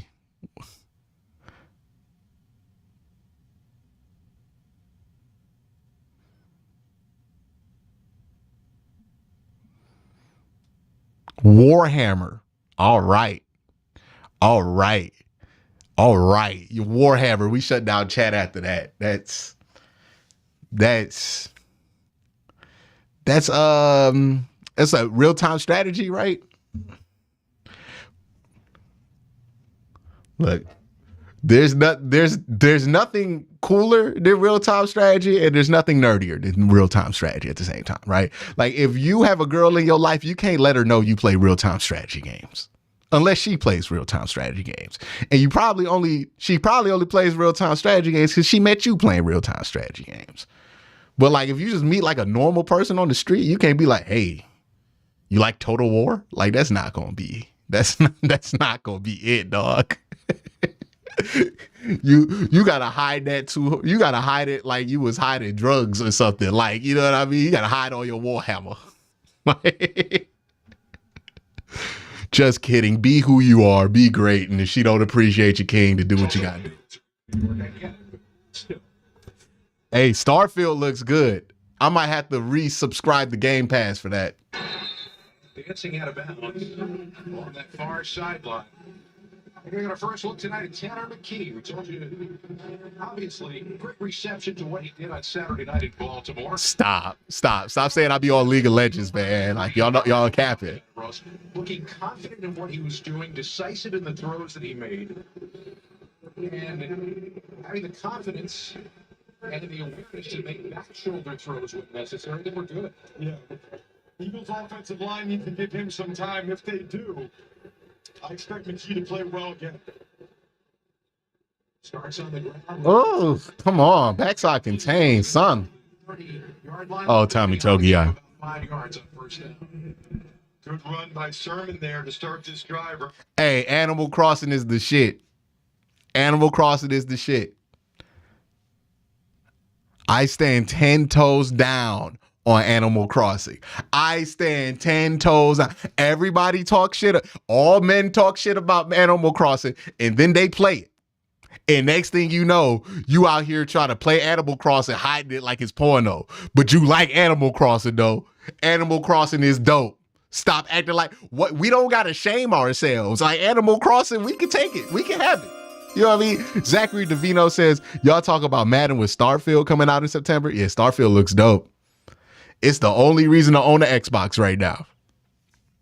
Well, I mean, you might have to get Call of Duty on Xbox exclusively pretty soon here. I don't play Hearthstone. I knew people in college who played Hearthstone, though.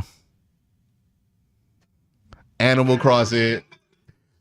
You can play Animal Crossing with your girl. You can play Animal Crossing with your family. Animal Crossing is dope. I don't want to hear no slander in the chat, man. I don't want to hear no slander. Animal Crossing is as family friendly as Mario Kart.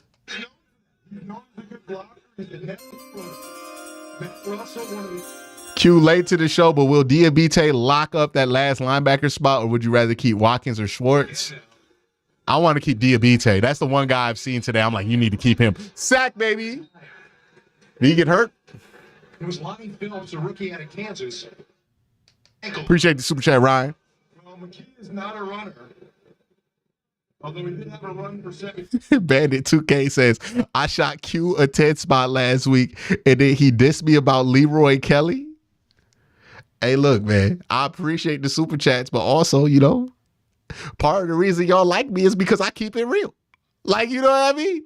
Like, that's part of the entertainment value is that I keep it real. And I could appreciate the $10 super chat on one hand, while also being like, nah, dog, you overrated Leroy Kelly. I don't even know what it was about. I forgot. I'm going to be honest. You got to remind me. Let's get themselves another first down. That's the big boys work. It's all about 80, 79, 73. Blinton says Q stop. Mario Kart ain't family friendly once everybody starts losing. I mean, if you're not losing, it's family friendly, and I'm the beast at Mario Kart, so I don't ever lose. Let my sister be beating me at Mario Kart. I'm not gonna lie, she good at that shit. She be playing online. She know all the new maps and shit. I gotta get my drift up. You know what I mean? Oh God, that's a touchdown. We done gave up the DTR cushion, man. We done gave up the DTR cushion. Fire Jim Schwartz. Boston Scott celebrating with his teammates as Tanner McKee leads his scoring drive. Watch the right here. Dennis Kelly and Brett Toth taking a T-tackle. Okay, nobody good was on the team. Nobody good got washed there. That's fine. That's fine. No numbers that I care about were involved in that play. Okay, we're good. We're good. Took him only 6 plays. I got that one too. No, it was kind of like last week, similar. 6 plays to go to 70. Fred says he could give me a run on Mario Kart. One of these days, I got to just play Mario Kart on stream.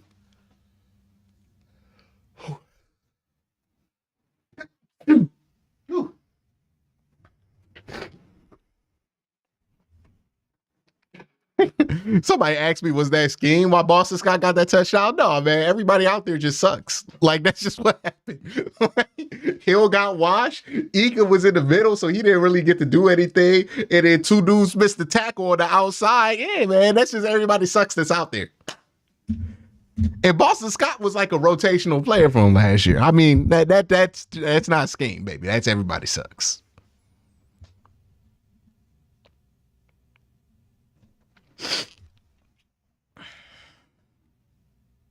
All on the network we can. Animal Crossing curse is crazy. The Animal Crossing curse is crazy.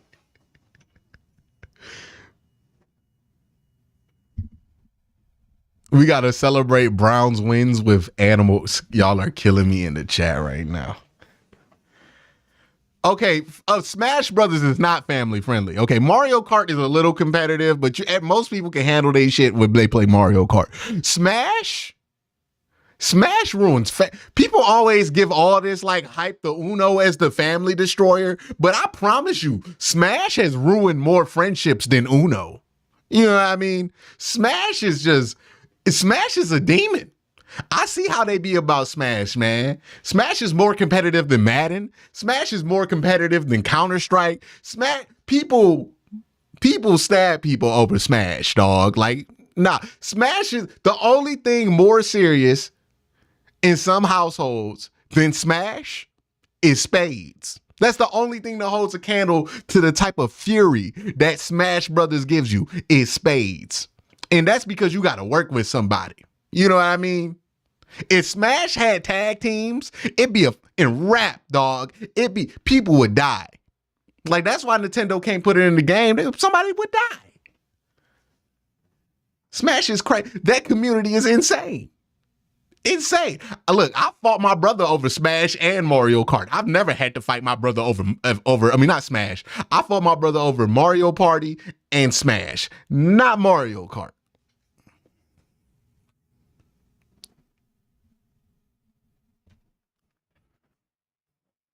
I feel like you got to fail a background check to get a copy of Smash. Like, that's what happens.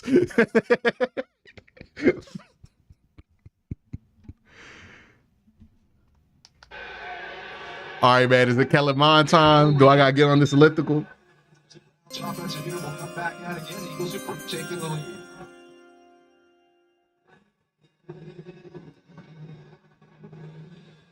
They're miking up Brandon Graham. Always great to talk with BG. Hard to believe it's already. No cap. If I'd watch a Mario Kart stream, thank you, Silent Wolf. See, even in a situation like that, he remains calm. Oh, it's Kellen Mond. Someone puts an earpiece in your ear. You're not And 100 people left the stream. Yeah, takes some getting used to it for sure. Kellen Mond now in the ball game for Cleveland.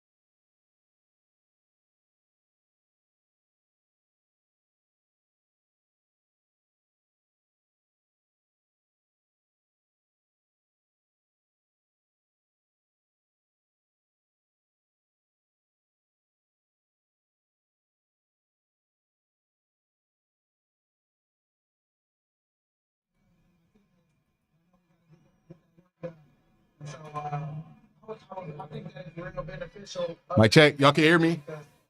Can y'all hear me? That adrenaline rush that you would get normally in a game too. Practicing with them.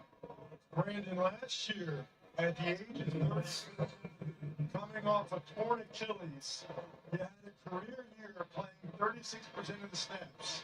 I have never heard of that in my life. How did you do that? You know what, man?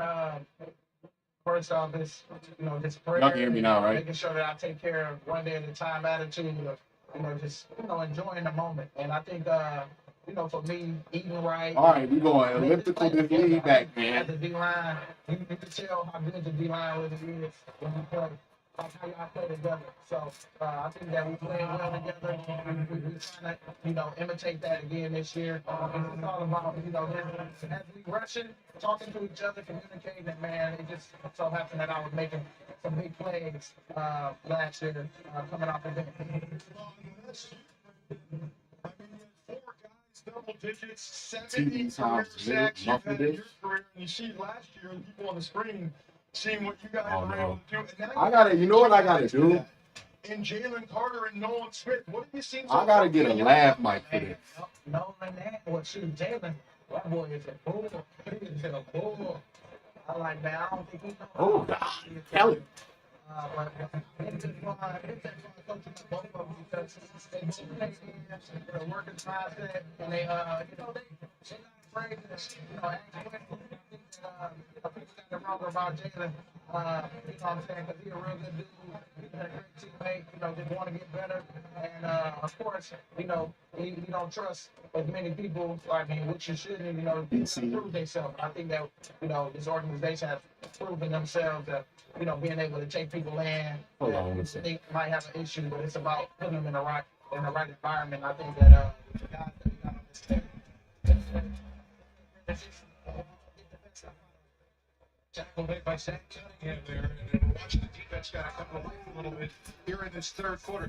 Brandon, you have 70 regular season games. Only David Akers has more at 188. Now, I know a record like that may mean something after you're done, but it also shows what you have been not only to this team and this city.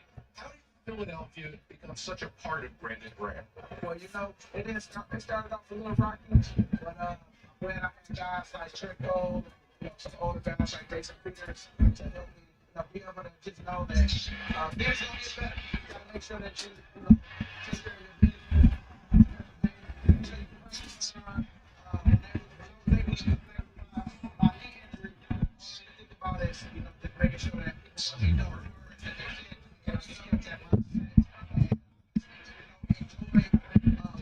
All right.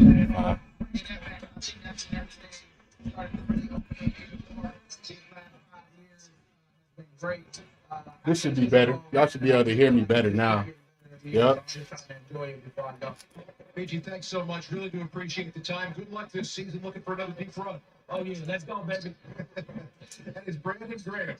I don't think I'm overstating when I say in a lot of ways a Philadelphia treasure. He is one of the most popular athletes in this town's history.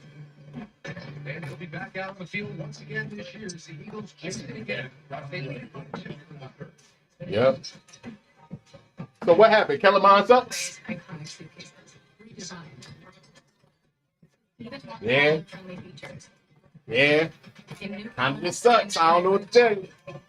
More color, more luggage, more travel. Shop.com.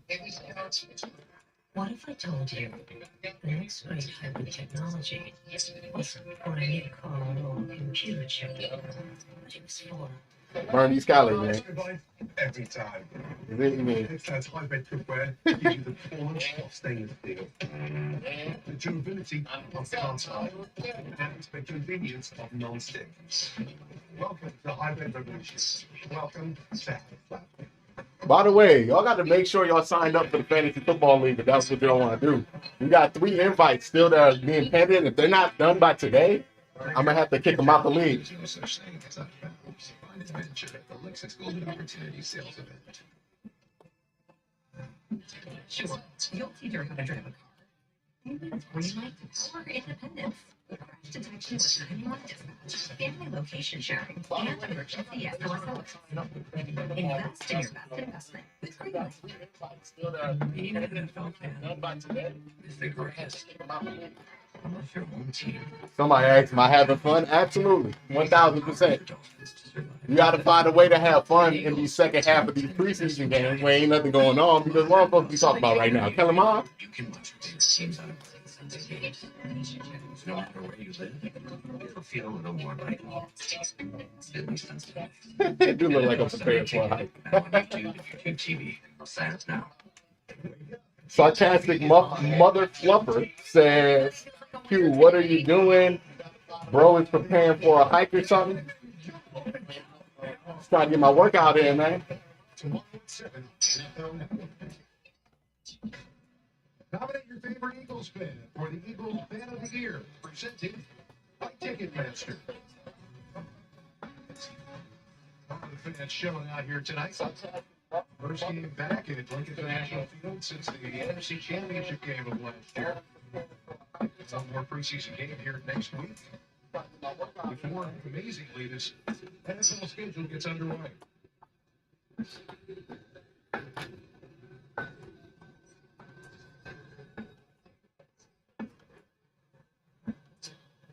Birds come out here in this third quarter. All right, it's fifth in line, right? 5 on the line, good rush. Oh, back throw. Oh, he dropped it. No, it's not. Drop. Drop. It was on his hands, in his hands. Looked like he lost it on the way down. Yeah, I mean, let's watch. It's 2 steps and a football move. Just close my move ring for all the haters. And then you lost it going on the ground. If I was on Hennessy, running on the elliptical would be laughing. If you're going on the ground, you got to secure the football going on the ground. That's a big missed opportunity for Deion King. He was out earlier in the camp. All right, we got base look, good feel by Tony Fields right there. And Ethan. Some injury updates for you. Josh Andrews, who's become quite a valuable member of this offensive line at center, out for the game with an ankle injury. The good news is that Andrews and Nolan Smith and Olamide Zaccheaus on the sidelines here, not in any apparent pain. So Evan said, I heard you ask about mods earlier. I'll be down. Is that Evan B? Evan, if that's you, hit me up on Twitter. Hit me up in the DMs on Twitter.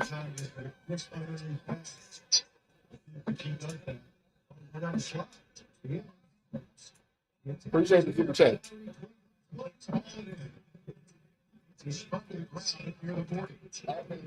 You know, they didn't catch either one of them, but those were both covered passes. I mean, it's right in his hands. It's a nice job there by Gavin Heslop, the corner.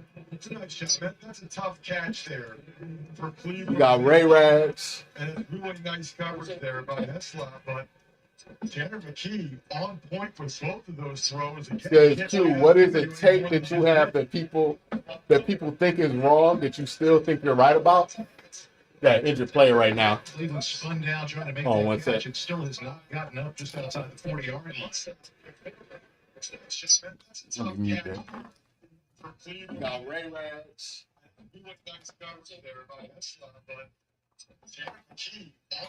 So a take that I have that a lot of people would think I'm wrong on. That you still think you're right about? That injured player right now. Hold on 1 second. I would say my Roquan Smith take is one that I think I'm right on. I think Roquan Smith is much more in line with somebody like. So a take that I have. Hold on, let me pause this. I don't hear this reverb.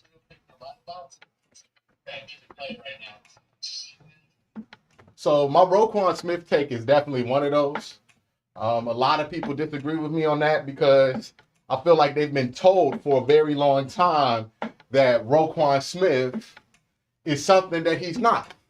Not saying Roquan is not a good player, but I think Roquan has been overrated a bit. I think he's on the caliber of a CJ Mosley instead of this like top linebacker in the NFL stuff that they keep giving him. So that's my hot take, I guess, is that I'm not big on Roquan when it seems like everybody else is. I don't see it. Let me give y'all better audio.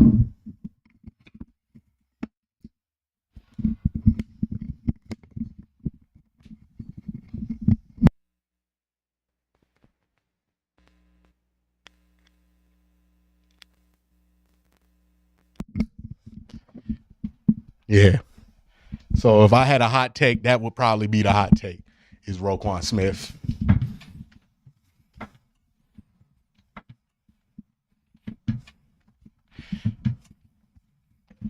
Mom been in this position all preseason, man. He been in position to win a game, and then he don't ever do it. So if I had a hot take, that would probably be the hot take, Roquan Smith. Keep the questions going. Just because I'm on this elliptical don't mean I can't answer some questions. Oh, he's getting carted off. Look, this is bad. Mom been in this position. Let me stop.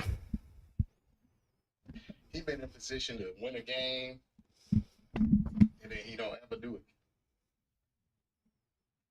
Man, this is bad. Since going down, not able to bring that ball in.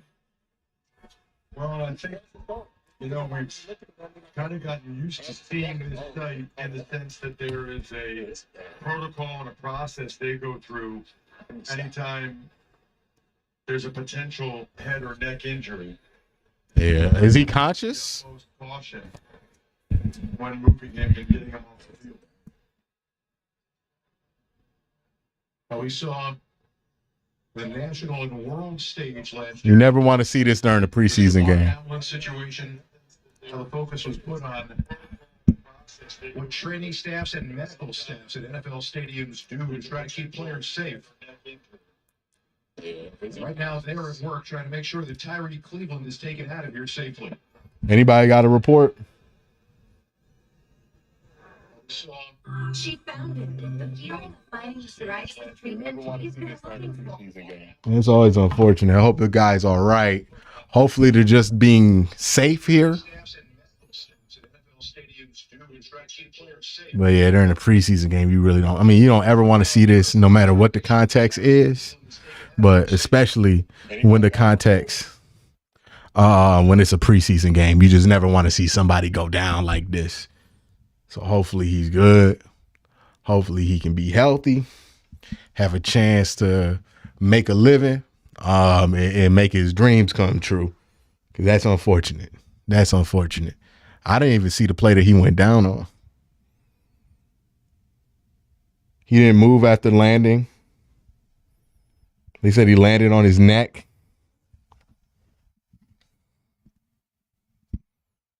Yeah, if you see somebody trolling in the chat, just ignore them. They're being assholes. Ignore them. They want your attention.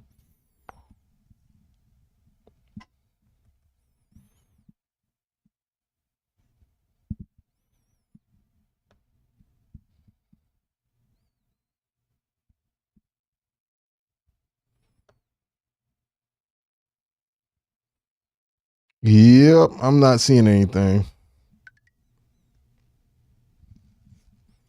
He moved his hands. That's good. That's good. Where'd you see that?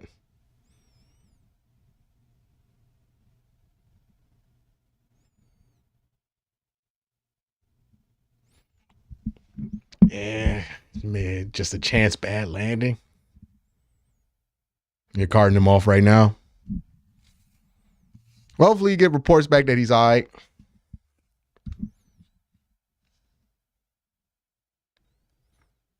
All right, yeah, they're carting him off right now. And it is going to be carted off. Shout out to the production team for not showing a bunch of replays of that. Teammates and the opposition, for that matter, around after what looks like it could be a very serious situation. 25-year-old young man who's played 23 career games with the Denver Broncos, spent the entire of the postseason last year on the Eagles practice squad.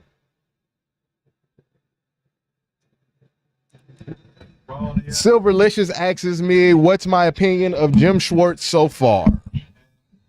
It's hard to have one. Right now, most of our opinion is going to be based off of what he's done during camp. And, you know, it's hard to gauge what he's done so far based off what he does in camp. So I can't say definitively anything about Jim Schwartz. You know what I mean?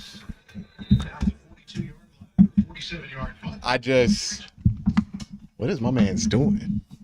Yeah, I just have to, we're at the wait and see. So far, so good, but this is the least important part of his evaluation. So, does it really matter? It's like it's like writing your name right on the ACT or the SAT. It's the least important answer you're going to get, what question you're going to get, you know what I mean? Somebody keeps asking me, what do I think about DeJuan Jones as the running back on the goal line? It might be good for one play.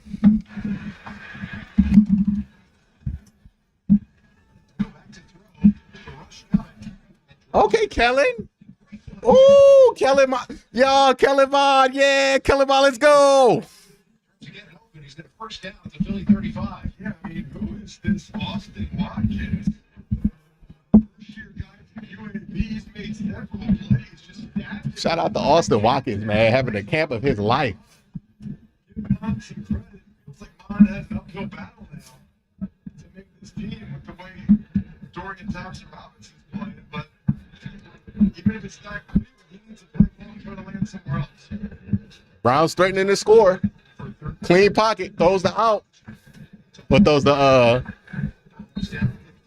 dump off.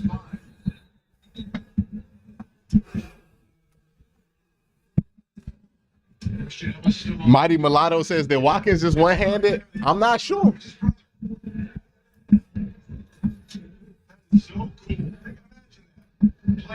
Appreciate the super chat, Silverlicious.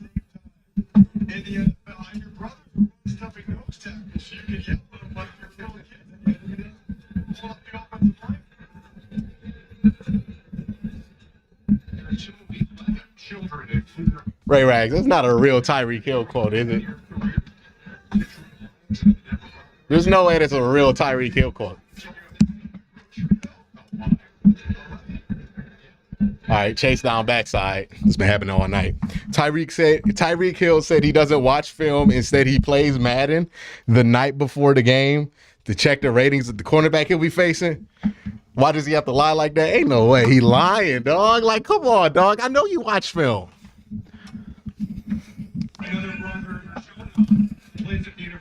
He just trying to say shit.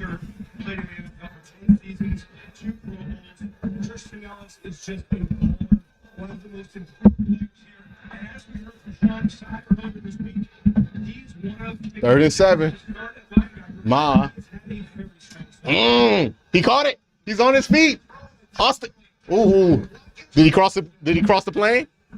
Touchdown.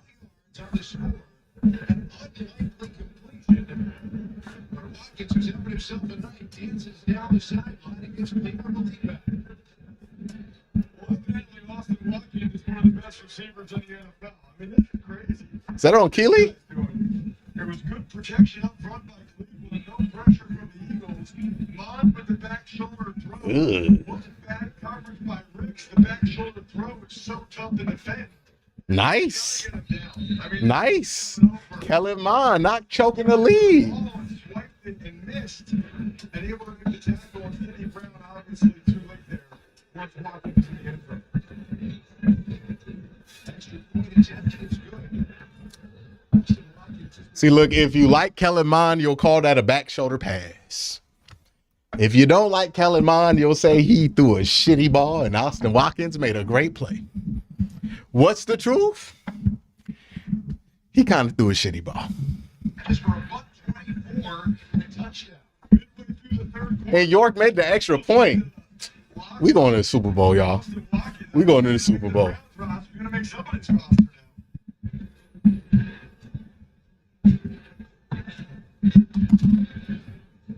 Hey, the elliptical gets points scored. For all the elliptical haters in chat. I get on here, I start churning, the offense start churning with me. Once he sees who has the ball, he plays at a different speed. Now watch him here as a safety on the far hash. I do need to turn the AC on because a man is getting sweaty out here. To get there, I mean, that's a better throw. He makes a play on the ball. He has some serious range, some big-time wheels, and I think he's trying to make his move to maybe even start with Reed Blankenship in week 1. I mean, he's trying to work his way past. We got 2 super chats. Ryan Coulter, Watkins making the roster. Albie man, Austin gonna be the best wide receiver in the Watkins family. Might be.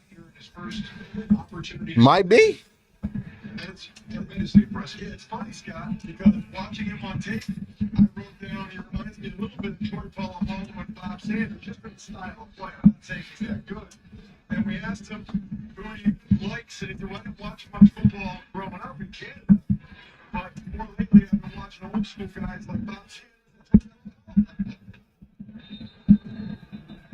Now he's got a twin brother who he still talks to on the phone every day. Yeah, let me get that thermostat on though. His brother to get drafted because it didn't come till the next day. So Sidney was with his brother. They were celebrating, but not fully until Chase got picked in the 5th round by the Bengals. I mean, identical twin brothers. He said he couldn't really celebrate Friday night going early in the 3rd round because he knew what his brother was going through. But they didn't really celebrate as a family until his brother Chase went the next day. Came back in at quarterback. Quick throw to the inside. Flags all over the field after that completion for a gain of 8. Check that, for a gain of 3.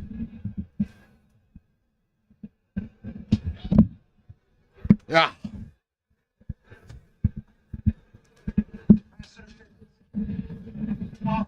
Let's go. 10-yard penalty. First down. Got trying to set a pick and he got caught. Back to the Spadero. Yeah, guys, I've got an update on Tyree Cleveland out for the game with a neck injury, but the really good news is that he's got movement in all of his. Ooh, that's great news. That's great news. Tyree Cleveland has movement in all of his extremities. That's great news.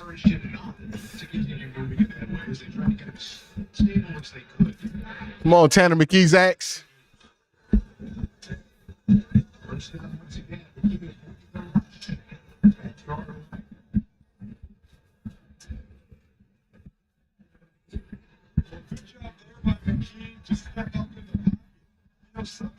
Second and 20. The safest part of the pocket is stepping up the hill. Some guys that try to run right, try to run left, maybe they'll even back up. The offensive line, the pocket is designed for the quarterback to be able to step up. That's actually usually the safest spot.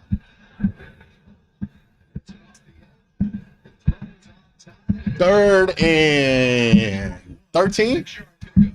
Nah, 14.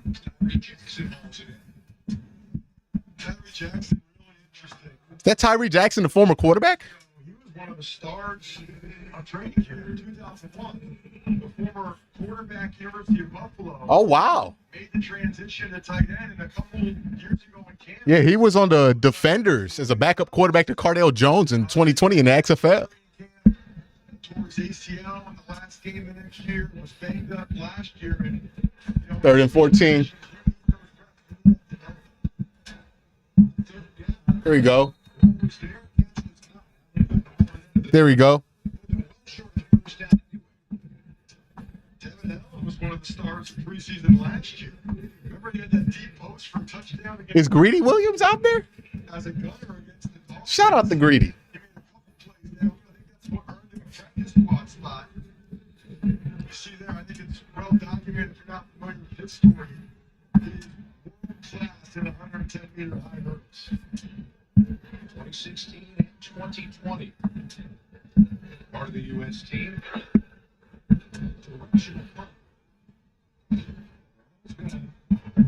Was not a good one. A lot of extracurricular activities. activity going on. Akalon says, for the sake of you and your chat, I pray that Biggers doesn't make the team. Yeah, we can't handle that kind of thing, but I see how you tried to slide it in there. Came by way of Temple, special teams coach back in 2010. Ooh. Chicago Bears and associate head coach of the I think I can make it through the third quarter. I think I can make it through the third quarter on the elliptical. He didn't have any previous relationship with Big Sirianni when he got the call to come in and interview for the job. Same with Brian Johnson, the offensive coordinator. I mean, That'd be 30 minutes of work. both coordinators get hired by a head coach who never even met them. Who was that? Good burst. Very well of Big Sirianni and the Eagles organization. I mean, a lot of times, maybe it's understandable, Scott, because you want to bring in people you're familiar with or you've worked with before, and I get that, but I applaud the Eagles organization and the standard that Jeffrey Lurie had set, which is, hey, let's interview all of the best candidates and see who deserves the job. I mean, that's how they got Sirianni, right? I mean, nobody thought Sirianni was going to be a head coach when the Eagles hired him. All right, Kellen. Get rid of it. Good throw. And the catch made by Jordan Wilkins. Like Jordan Wilkins. The Eagles' 41-yard line. That was the 6 for the Browns. They pick up 9. You know, we asked Desai how different the defense will be from what Jonathan Gannon did last year. He said it's kind of hard to know right now. You know, everything is on a week-to-week basis with game plan. I thought the point he made was, listen, Gannon's defense was a lot different in 22 than it was in 21, and Gannon's defense would have been a little bit different this year than it was last year because you're constantly.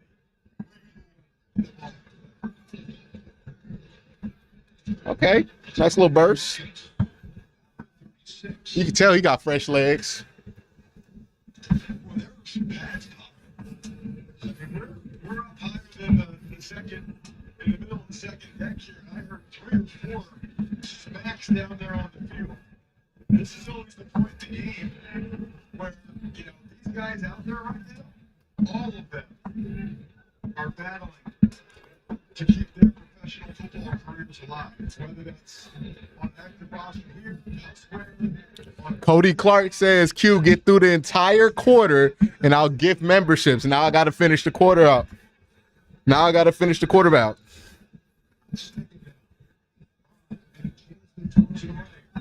Third and 5.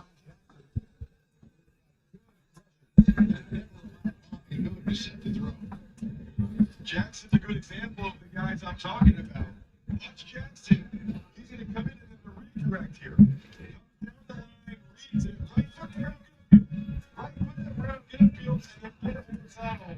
Affects the throw. I think Jackson can play in this league. I don't know if it's going to be Philadelphia because of how loaded they are in that structure right now. But he built the roster the last couple of years for a reason. Good cut. Cut inside, Hall. They going to just kick the field goal?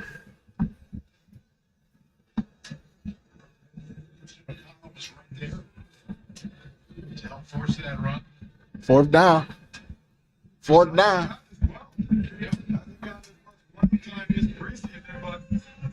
Started some games last year when Avonte Maddox went down. He was really the number 2 nickel last year. Looks like that role right now is with Zach Peterson.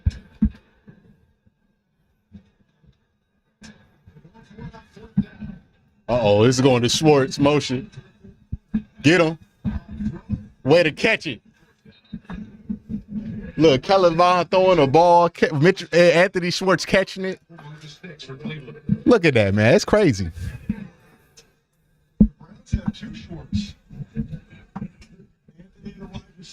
I'm going to have to finish out this drive if it goes all the way to the 4th.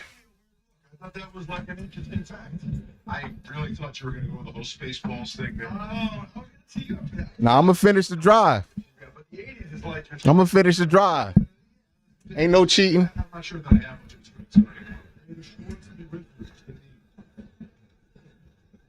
Face mask.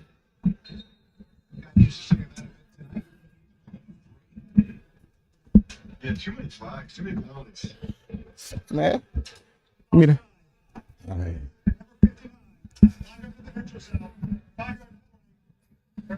By the way, only 155 likes. Let's get that up. Let's get to 200 likes while we at it.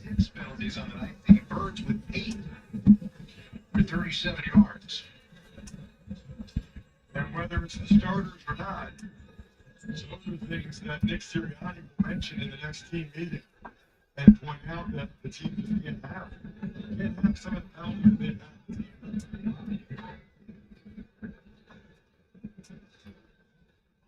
Get rid of it. Once again, Gerard Jackson was right there in pursuit. All right, man. Potential sack. Chat, put up the force. Put up the force, chat. Let me see the force.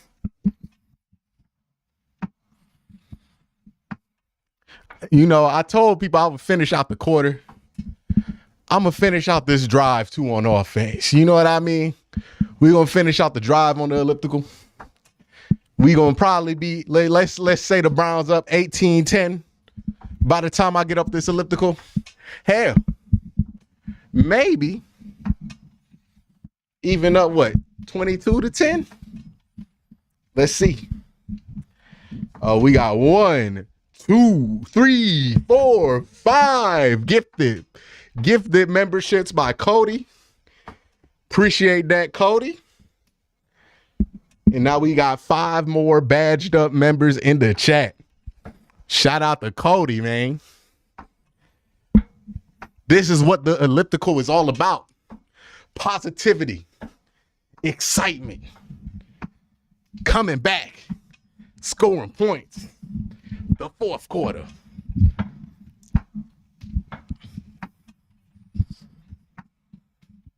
Shout out to you, Code. And for those people who just got YouTube memberships gifted to them, you got access to some early access videos, some unaltered videos. Got yourself a nice little deal. You might even be able to slide into the fantasy football if you're real quick.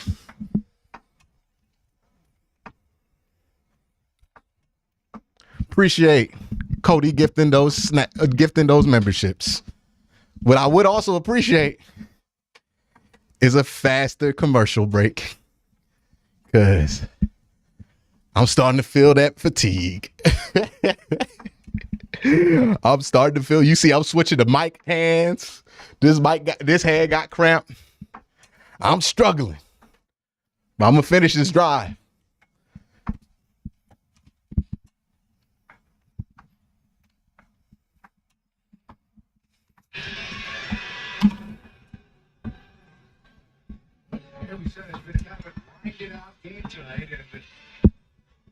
Let's go, Kellen.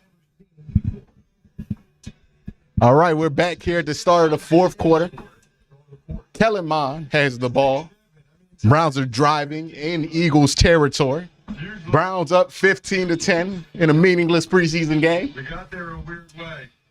Love all the fans having a blast. I'm a huge. Now we're just trying to see some fun happen. The preseason games typically, more affordable, and I'm pretty starts the fourth quarter on second down, and Bonds has knocked down. All right, 35. Wouldn't mind seeing K. York make another kick here. Well, you have a 42.5-inch vertical leap. You should be able to do this. Woo! He only did about 21 of those. Yeah, he didn't Boy, got up. But Van Sumeren has a 42.5-inch vertical leap for a 235. He can jump. Which is crazy.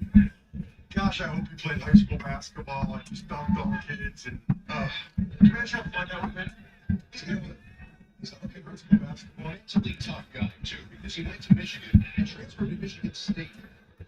Okay, well, time for Kate. Time for Kate. And in Ann Arbor, I'm sure was not appreciated. Well, I think in Ann Arbor, Someone said Van Sumeren looked like Derek Carr. It's kind of valid. It's valid. transfer all over the place. They transfer within. Shout out to Cody using the exclusive emojis. Just put the dog logo in there. All right, Kate. Again, just make these. We straight. to make the scoring important. So it is right now. Oh, we curved in. 18-10. Look on top. There we go. There we go. There we go. Technically, the Browns have the ball until they kick it to the Eagles. So.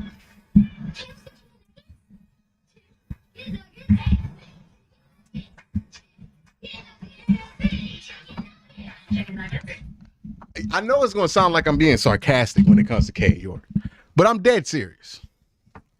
If he just makes those 45 and under field goals, I don't care what he does from. Okay, I don't care what he does from 45 plus. Here's what I want the splits to be. 99 to 100%. Maybe he misses one sub 40-yard field goal or one sub 45-yard field goal the entire year. There's room to miss one of those, and there's room to miss one extra point. Preferably, don't do it in the same game. Then, when we get to 45 to 55-yard field goals, I would need you to be at 80%. Right?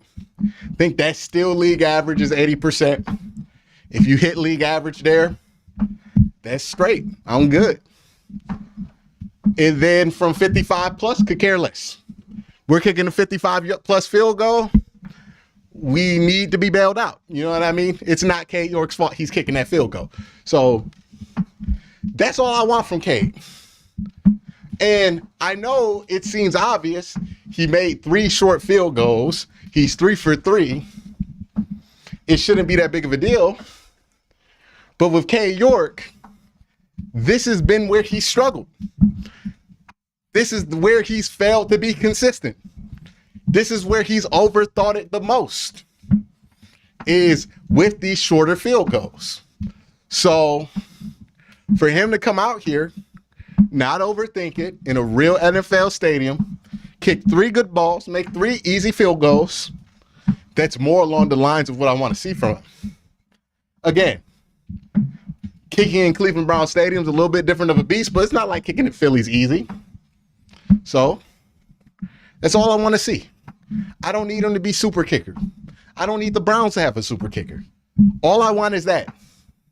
You can get that from the street, or you can get that from Cade York. All I care is that you get it. I don't care who does it. You know what I mean?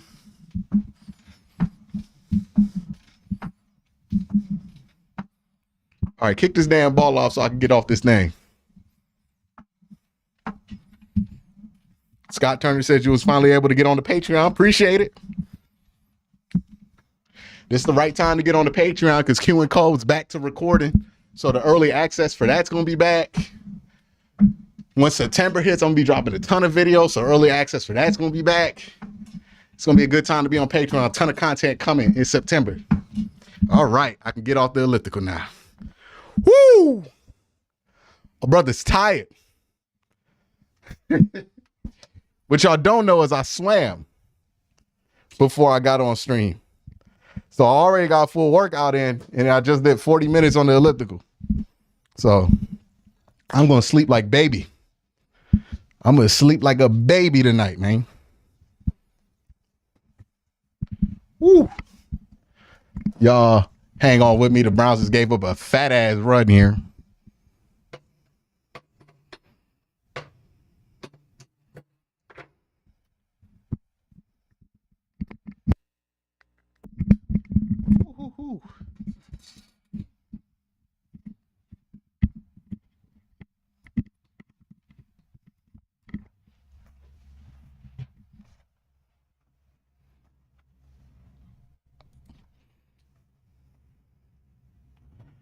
Man, good thing this shirt dark.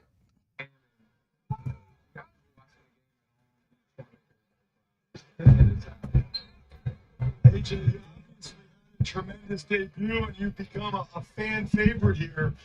What did you think of your first experience playing here in Philadelphia with these fans?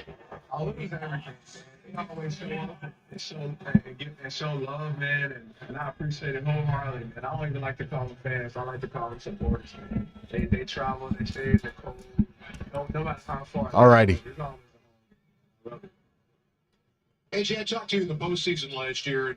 Obviously, the regular season, we had already seen what you've done. You guys are busy going on. K Morton ED says, "Go Q go" with a $5 super chat. Appreciate that. As you got here last year, See, look, you can see how sweaty I am because I'm close to the camera again. I mean, you were good right out of the chute, the two of you together, right from day one. But how did that evolve as the year went on? We really just challenge each other to be better each and every day. You know. Yeah, my move ring is going insane right now. Let me see it. Let me see what my move ring on. There's a lot of conversations that nobody know about, you know, and that's what you need. Look.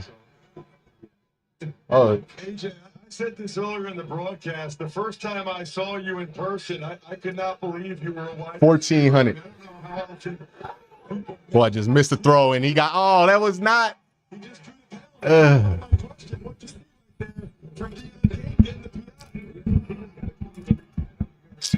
That wasn't. That was. I don't know, man. That was stupid. I don't know why he did that. It's just your physique, your weight, the way in which you play. Is that how you've always tried to play? Are you trying to put weight on, or do you feel comfortable where you are and being able to bully some of the DBs the way you do?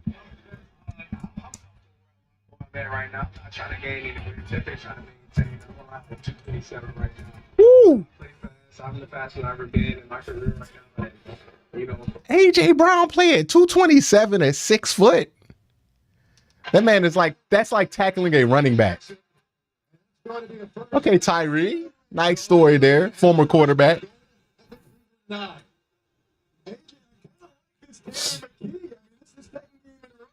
Pretty nice out there. What do you think?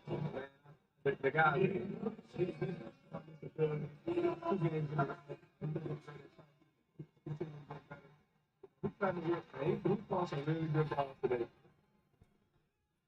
And Kennedy broke. That's crazy, man. The second I step off that elliptical, it looked like the Eagles about to score.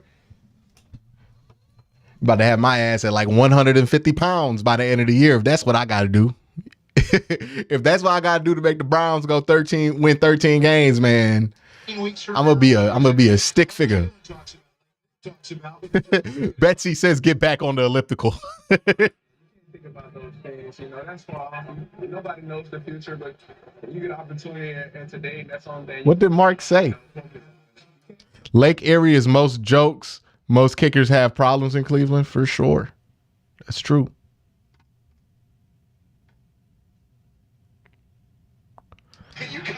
And Scuba Steve is trolling, y'all. Y'all know Scuba Steve troll.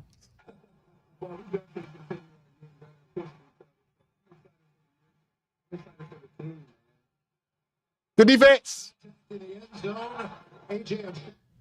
Number 39 with the stop. Yeah, I'm trying to fight through You see, it's enough power. I generated enough energy for the team on the elliptical that they should be all right for the rest of the game, man. I generated a whole quarter worth of power for them. They should be good. They should be good. I would definitely check that.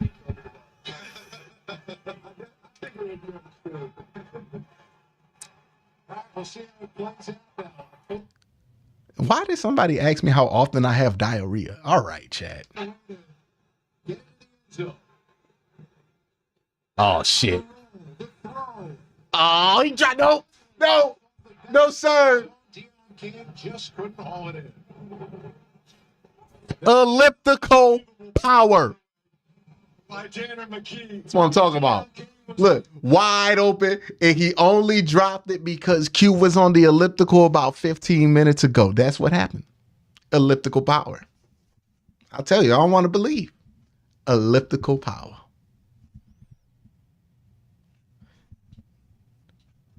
We'll talk about Animal Crossing again if I want to. You know what I mean? There's no reason to bring it up right now.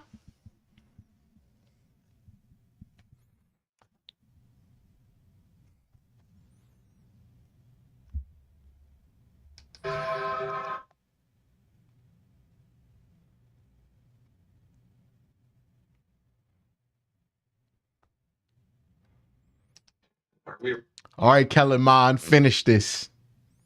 Finish this.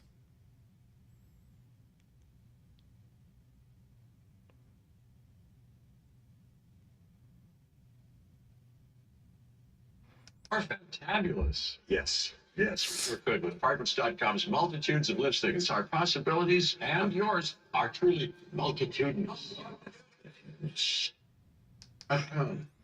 I ain't thought about EDP 445 in a minute.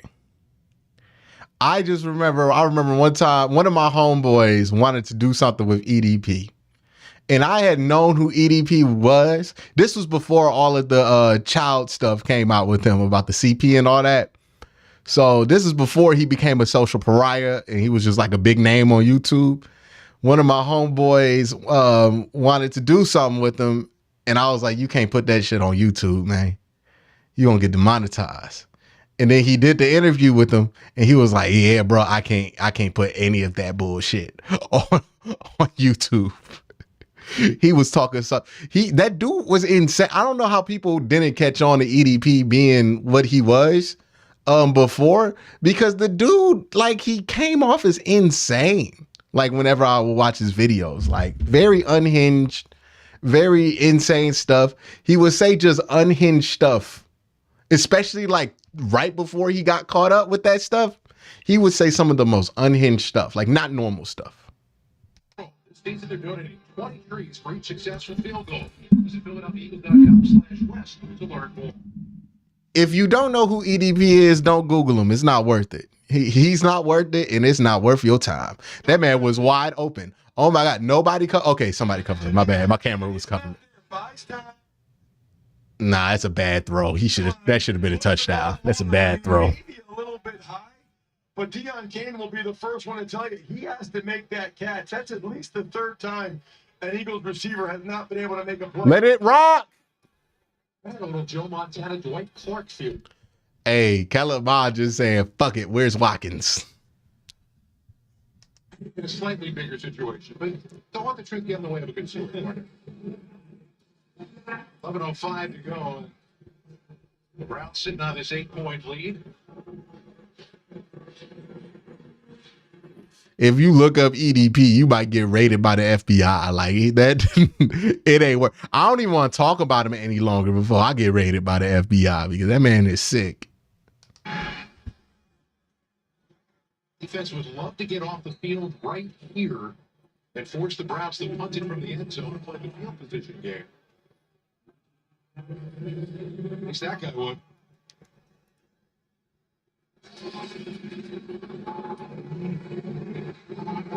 And so we're in the middle of this Eagles defensive unit right now. As we said, these are all right, 3rd and 4. Let's be easy here. Trying to make spots on roster. Let's be easy. These guys are fighting for the ability to show their coaches what they can do. Cleveland is 7 for 17 tonight. On 3rd down conversions, they've got to get it to the 13. Oh, God, man, what are you doing? God? Oh, my God, Kellen.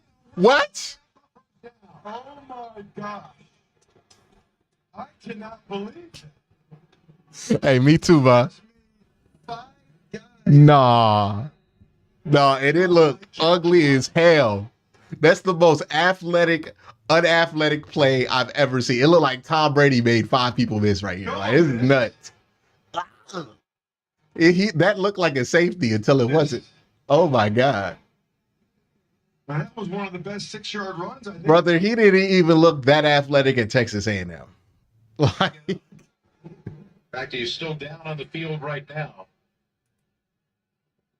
After that pursuit of the quarterback, we've seen, if you're an Eagles fan, a little too much of this tonight. Brutal night for the Birds. From a health standpoint, for sure. There's Robinson. And Aris Robinson had a great opportunity at the sack in that situation. Just couldn't quite wrap it up. Well, and you saw him shaking his head. He's smiling, but, he knows. People say, well, it's not just about one play. Well, it's not about one play, but one play could be the difference. If they're on the fence with you one way or the other, a play like that could be the difference. Mauro Agena continues to be down on the field and will take a timeout. what is that man doing? Why is he bugging the players? Mine can't run. He just had a run there. That's crazy. Every cut Kellen Mond made, I was scared for them kneecaps. I was scared for them kneecaps. That was crazy.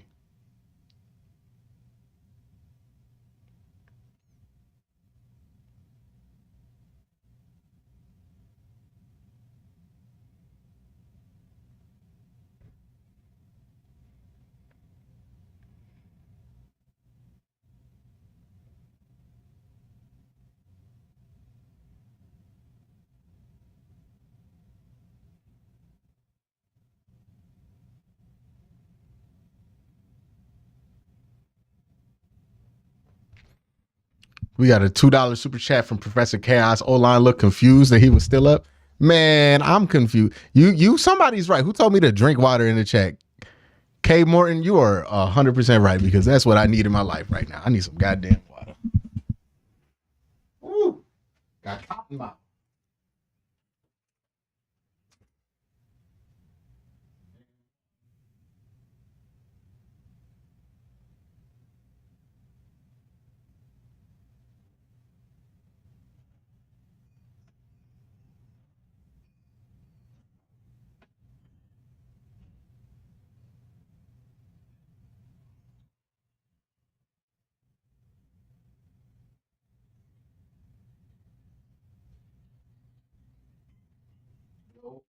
Back it up. Back it up.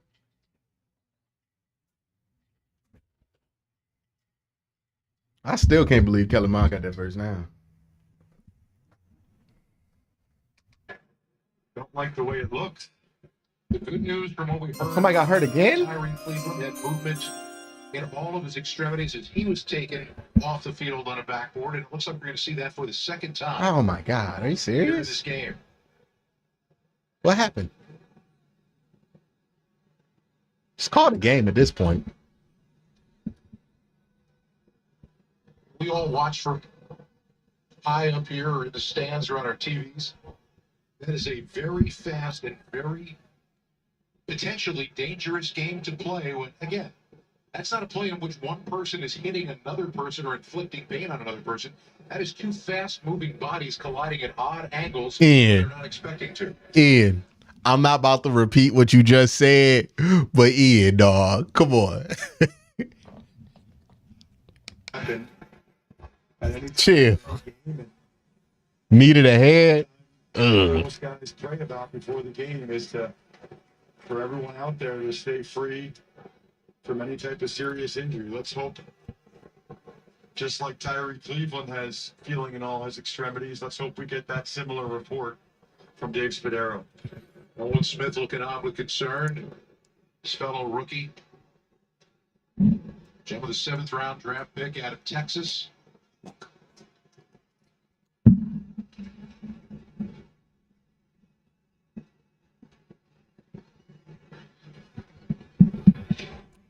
You can't call it a day, but if both coaches want this game to just end, you can make it end, because you can just run like nothing but run plays. You know, game be over in like that's going through any 12 minutes. Individual player's mind is that could be me. Right. You're number one concerned about your teammate and what happened to him and what his condition is, but you're also, without question, it makes you think about yourself. And this is always the weirdest thing, Scott. The next play after something like that happens. I've been in this situation a couple times. I love the thumbs up. There you go, in the wave. Good. Love the thumbs up in the wave. Obviously, that's a really good sign. What I was going to say, Scott, is, the first play after Check something on like that something. is just totally bizarre and unique. That's good. Thumbs up. That's what we want to see. All right, that's great. I feel like everybody's full speed on the next play, and then the play after that, it's like totally back to normal. It's almost like you forget what just happened 2 plays prior.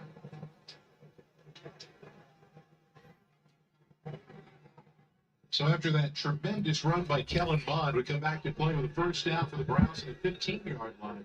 They move by 8 after 10 minutes of play. A lot of room for Assad Hall.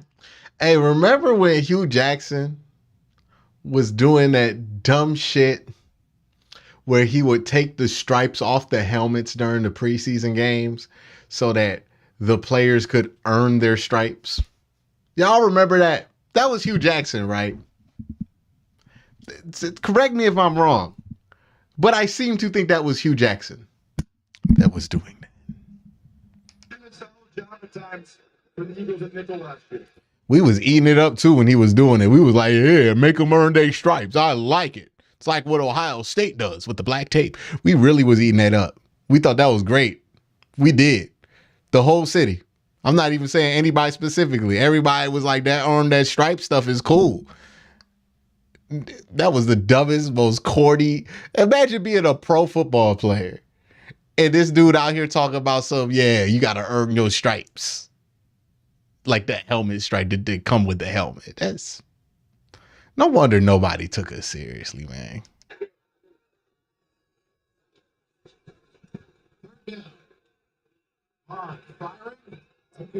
Hey, man, did he catch that? Because he got like 500 yards today. The Eagles are all saying he didn't catch it, and they're waving it off.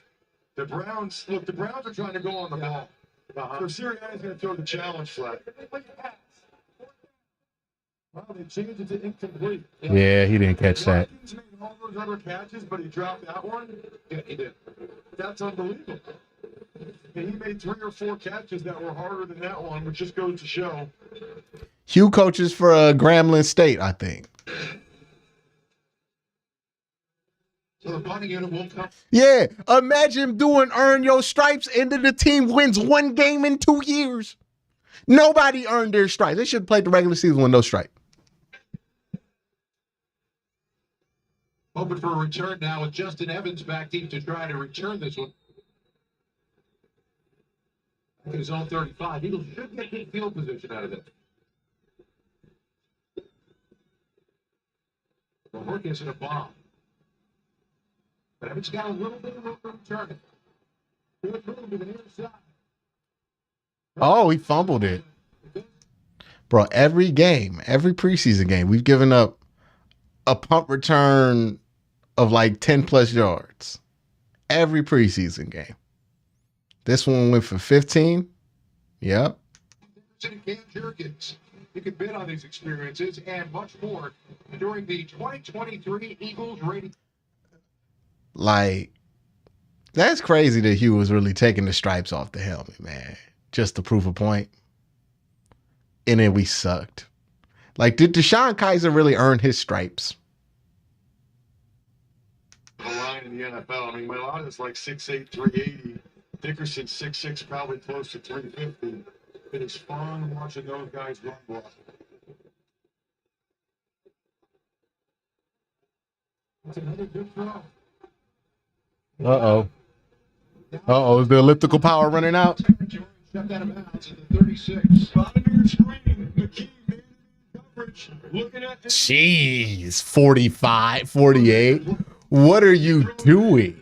The other guys haven't been able to make the plays, and Ngata has. Look to 86, McKee. He's been delivered for. To the ground. And Brooks falls forward down to the 33 for minute 3. Another guy we talked to this week. Professor Chaos says Hugh got more stripes than wins. Let me see. There's 3 stripes on the helmet. On the side of the jersey, there's 4 on each side. So that's 8. And then there's 2 stripes. Well, there's 3 stripes on each side of the pants. So 8 plus 6, we're at 14, plus 3, we're at 17. I promise you, Hugh didn't win 17 games in Cleveland. And that's not even including the stripes on the socks. And the important point is, looks like it's close to another first down for God. The important point here is, as you go from last year's offense into So literally, that's very much true. seamless.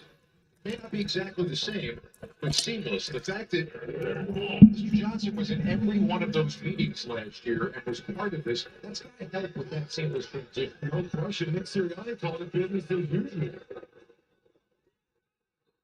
Oh, 4 for 1. And there's Kevin Patullo, who is right, the passing game coordinator. I thought it was interesting when Nick Sirianni mentioned Brian Johnson being in all the meetings. He mentioned Patullo as well. But Johnson's 6th year as a play caller. Let's see what he dials up here. Hugh won. 4th and 1. Keeping in mind, McKee is not. Hugh might have won 5 games.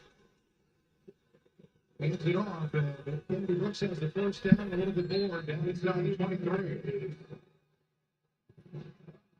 What was Hugh Jackson's record in Cleveland? I thought it was funny, Scott, when I asked Brian Johnson how he's going to be different from Shane Steichen. He said, "You're going to have to wait to watch the games." I mean, He won 1 in 2 years. With both new coordinators, is the Eagles are not going to show. And he won 3 games. They're going to save that. There are more stripes on the there are almost more stripes on the helmet. The same amount of stripes on the helmet. Damn. Then Hugh had went 3 games. That man won 3 games. And he got a tie. 3.5. That's crazy.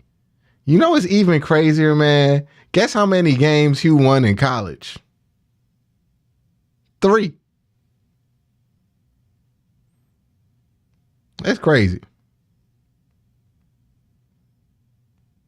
Colorado tight end gets in the end zone, and the Eagles have a chance here to tie it on the 2-point play.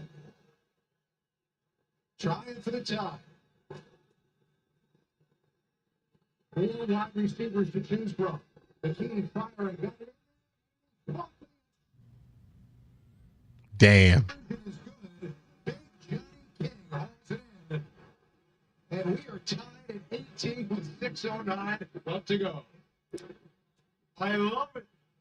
And remember, The audacity, the unmitigated gall to tie a preseason game. Like, Nick Sirianni, sir, you're an asshole. You're a good coach, though. Just an asshole.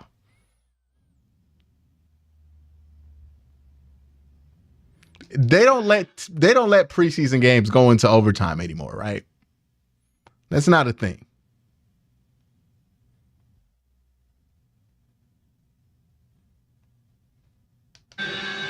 He's on the receiving end of a perfectly played ball for a 2-point conversion attempt by that guy who's having himself a fine preseason, Tanner McKee. well, he really is, Scott.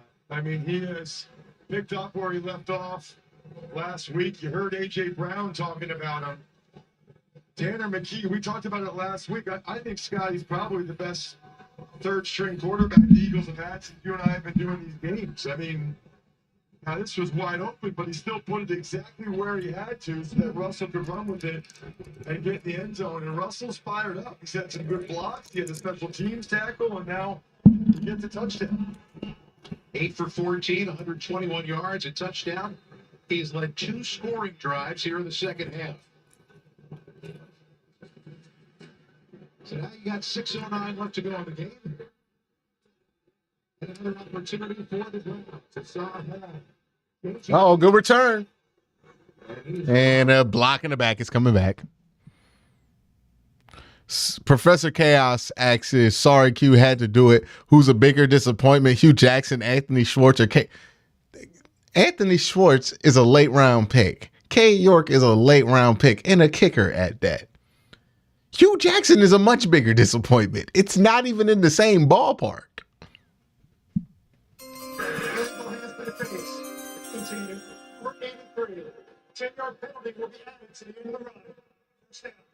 So the penalty was on. Hey.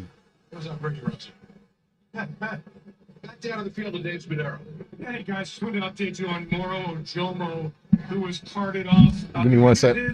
He has movement, feeling in all of his extremities, very similar to the injury to Tyree Cleveland. So that is a positive moving forward. The worst averted, and we obviously hope for great things ahead. Just been one of those nights where it's been too many times having to check in on getting positive reports and keeping your fingers crossed. The night of a couple of near serious injuries, might very well still be, who knows, but also some kind of nagging injuries. The Eagles have been on the wrong end of that more times. I don't recall a Cleveland player being in that situation tonight. No, isn't that strange? Now, I mean, I think the Eagles have had 6 injuries and the Browns have had none. It's just, a lot of times there's no rhyme or reason to it. so Bond back in. Sets Felton in motion. And fires complete to Watkins. Adding to his already gaudy total on the evening, he's got another first down after a pickup of 15. Well, he's working against Eli Ricks, who had a good game last week. Bottom of your screen, Watkins, man-to-man, press man. Boy, he's able to make Ricks look bad there, making him fall on the ground, and Watkins making up for that last drop he had on the previous series. It's over 140 yards receiving on the night tonight. Now 139. Still, good stretch running the far sideline and into Eagles territory. Out of bounds at 48. Check that. I'm back. 46. Good run by Felton. Miles Jack out there. I don't think he played much, if at all, in the first. Oh, my God. Miles Jack is playing in the fourth quarter of a preseason game. How the mighty have fallen. 13 game. Professor Chaos was so bad. He was so bad. We got Miles. Miles, Nick Chubb, Denzel Ward, Baker Mayfield. Second down.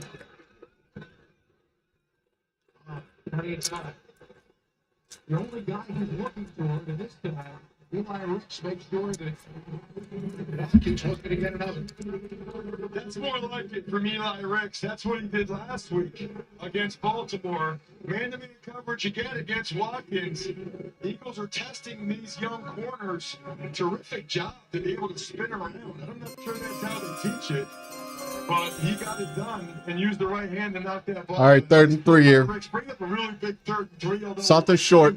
4 down territory for the Browns. 4:41 left to go at the ball. Good run. It's there. That's going to be first down yardage. Following his blockers down to the Eagle 42.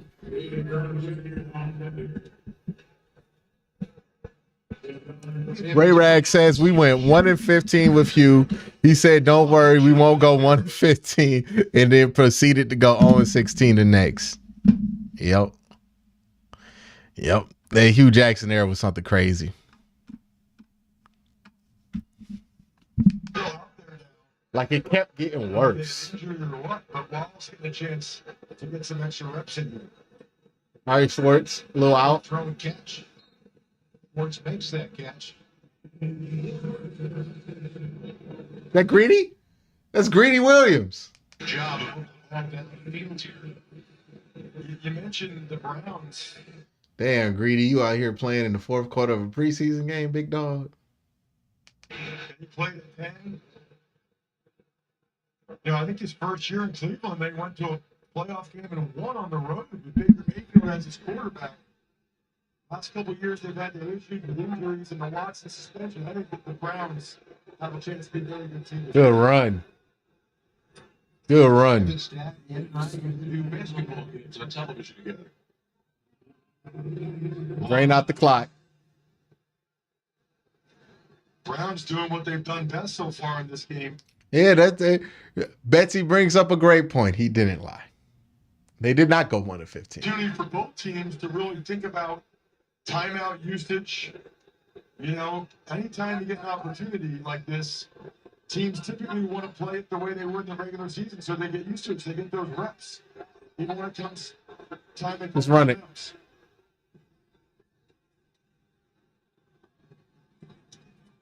Oh, God. And you get the feeling that Teron Jackson has been so close tonight, Ryan, you said that's enough of that. Professor Chaos, then he claimed he was told to lose. He was never told to lose. He was given a roster that was only gonna lose. Like, that's the thing. But the crazy thing is that roster should have probably been a 4-win team. Like, Hugh Jackson can get on TV and say all he wants about how this team wasn't good and all that. Yeah, we know the team wasn't good, but they were like 2 to 3 win bad, not winless. They lost the games. Almost every close game they lost because Hugh Jackson made some shit decision somewhere in the game. Remember when he called a QB sneak from the 5-yard line? Y'all remember that one in Detroit? He called a QB sneak from the 5-yard line. Professor Chaos, yeah, I got that one already. Appreciate you, brother. The guys that are out there right now need to find a way to do the stop. Oh, they're confused out there. To get a sack here if they could. They'll take the incomplete pass and a good coverage again. Keziah Scott. You know, you can really see at this stage of the game, Scott, the guys that have actually played regular season game and have some experience. You know, whether it's Teron Jackson making plays or now Josiah Scott has made several. I mean, these guys are NFL players, right? I mean, they're veterans. They've been in the league for a few years now. They've gotten playing time. And I think it shows sometimes when they're out here with a bunch of other guys that are young, undrafted free agents. This would be a 45-yard pluser.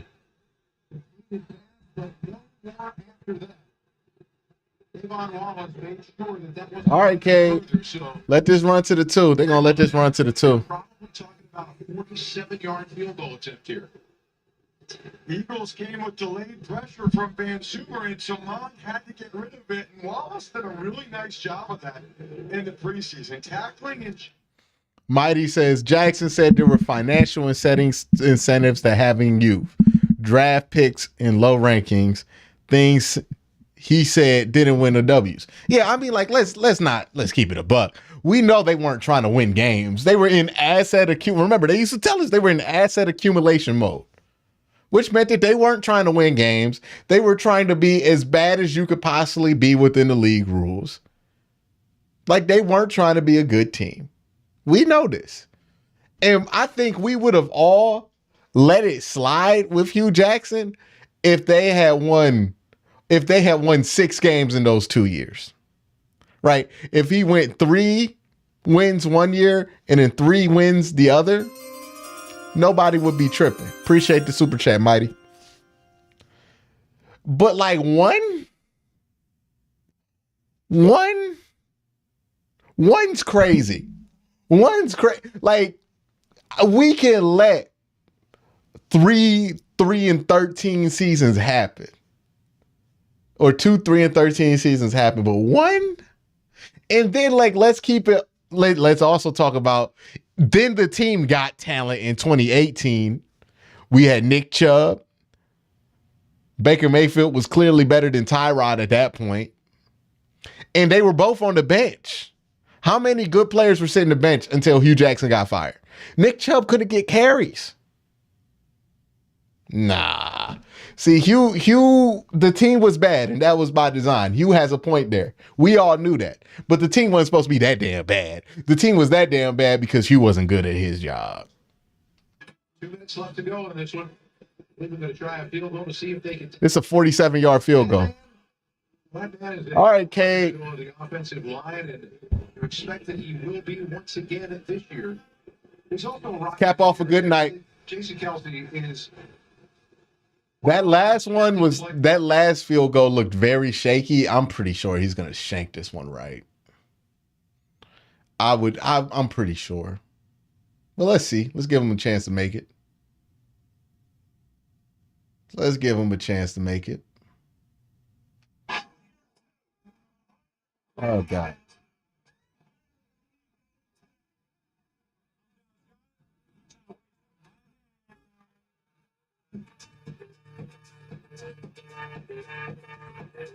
This is what it's all about. Really, the credit belongs to the University Foundation and the Ocean Drive Bar for letting us use these facilities and being a part of this.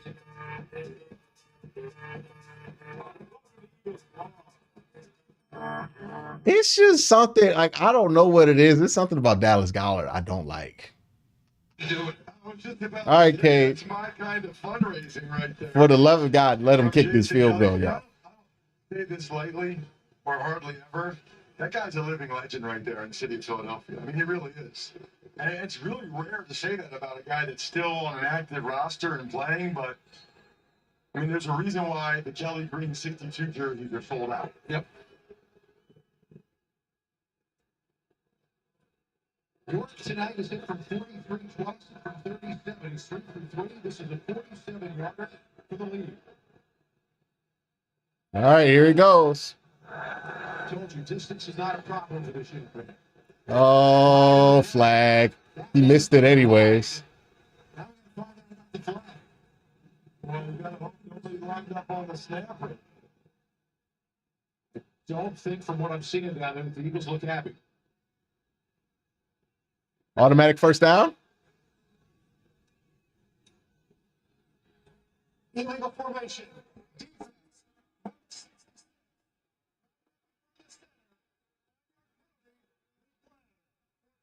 Let's go. That to me should almost be illegal. Watch Olive Sanapolo right there.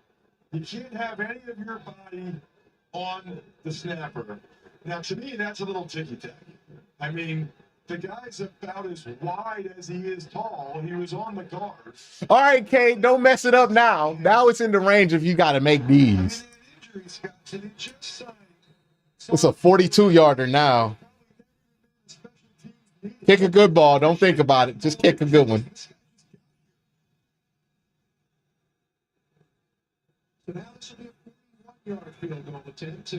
Come on, Kay. Don't ruin a good night. Okay, you suck. He pushed the first and pulled the second. And the Eagles now get the football back with a couple of timeouts and not. Yeah, man, I just can't, man. Come on, I was trying so hard. The one kick that means anything, and he pushes it. It's a 41-yard field goal. We can't keep doing this. We can't keep doing this, man. We can't. Every time there's just a little bit of pressure, this dude folds. And if you fold under pressure as a kicker, you're useless. Anytime, man. Anytime. Like, that was the test. He was having a great night, and if he makes that one, he passes. If he doesn't, like 41, the 47, I was ready to forgive the 47-yard field goal miss, because again, plus 45, hey, man, you're not going to make all those. But a 41-yard field goal, and whoever is talking about the goddamn holder, please stop. It's not the holder. The holder isn't the problem. I know that you said Mason Crosby didn't have his best year with Jorquez holding the ball. Okay, I promise you the hold's not the problem. There are people in high school who could catch and hold a football to kick. I promise you it's not that tough. It's not the hold. It's the dude kicking the ball. It's what's obvious. Every time, man. Like, it's not the fact that he can't do it. It's not the distance that's the problem. It's not the hold that's the problem. It's the pressure. He can't handle the pressure. That's the issue. He gets lemon booty all the time. Robert Kane says, Q, what will it take for Andrew Berry to bring in a competition? I don't know, man. Like, it's going to take him missing these kicks in the regular season.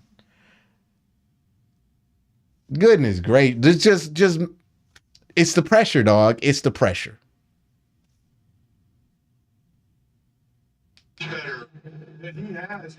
It's really the pressure.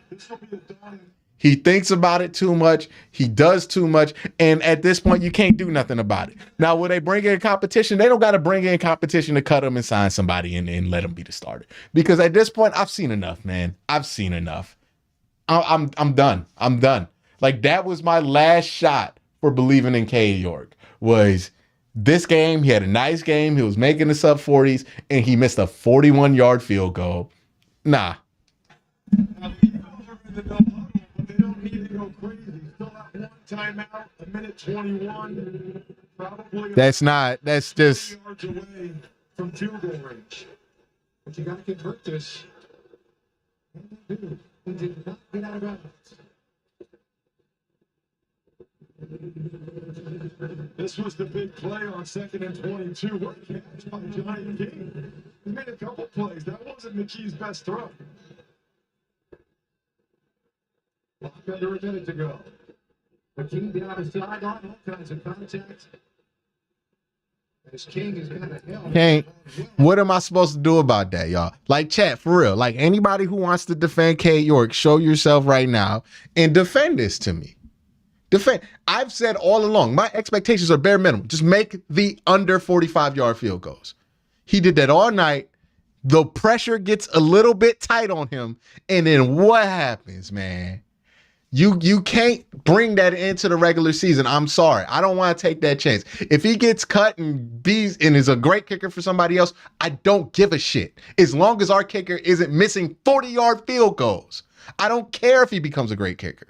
I don't care what he does at his next team. We can't take this risk. This is too much, man. A 41-yard field goal and he misses it just because he has a little bit of pressure. No reason he should miss a 41-yard field goal, man. No reason. Ain't no goddamn reason for that, man. Not a reason. Donald De La Haye destroying or you are a Cleveland Brown, Mike Wack says. Dog, I don't even know what to do with that, man. Still in the pocket. The opportunity Tanner King is hoping for. And here comes the rush. And down he goes. And now the Tokyo. Yeah, sorry. And now the Browns call timeout.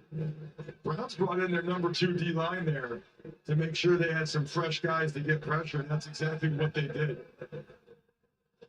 Johnny Tokyo, he played 12 games and started 2 last year. He's on the field now with 36 seconds left to go in a preseason game. Well, I'm just telling you, these guys want to win more than they run on. They act like they don't care. Maybe he'll learn how to handle pressure at his next job. But we can't keep doing this, man. We can't pay $230 million for a quarterback and then let the game be lost because our $2 kicker can't make a 40-yard field goal. Like, it just is what it is. Mike Wack, appreciate that super chat, brother. Yeah, destroying. I don't care who they bring in, man. I just don't care who they bring in. Just somebody who can make a damn regular kick, man. Like, just a regular goddamn kick.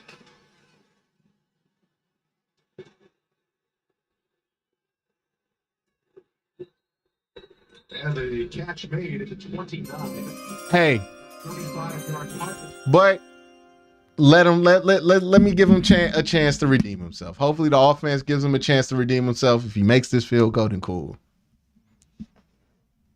To Mr. Michaels and Mr. Herbstreit.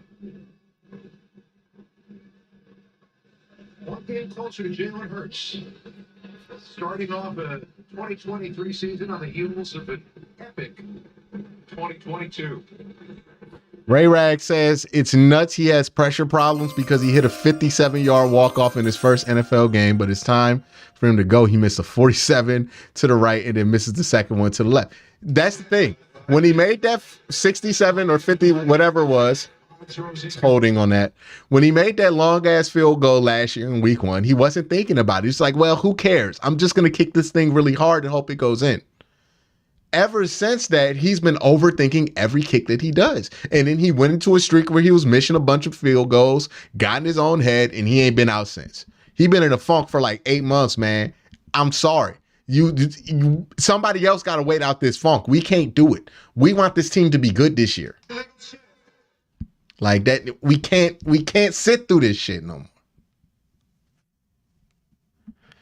If it cost us a game at this point, it's all on the coaching staff and Andrew Berry for not doing anything when the signs were obvious. The signs are obvious right now that you cannot trust this kid. If it works out, hey, hell, it works out. Good. I'm glad to be wrong. But if it doesn't, the signs were there, man. And I don't know what to do with that. Part of getting close to his goals. Ricks caught it on the outside. He was going to take a timeout because Ricks was right there to throw him to the turf. 19. Like all special teams has to do is not mess up. They're really important because they just are the one faction of the team that just don't mess up. Don't make me think about you. 40-yard field goals, you make them. 45-yard field goals, you make them in the NFL. Extra points, you make them. Punts, you make them. Punt returns, you don't fumble them. As long as you don't mess up, you're fine in special teams. That's all we need, man. We don't need a great kicker. We don't need it. We need a kicker who's reliable. He and I had 2 long conversations for National Radio Championship Week and Super Bowl Week. Fascinating guy.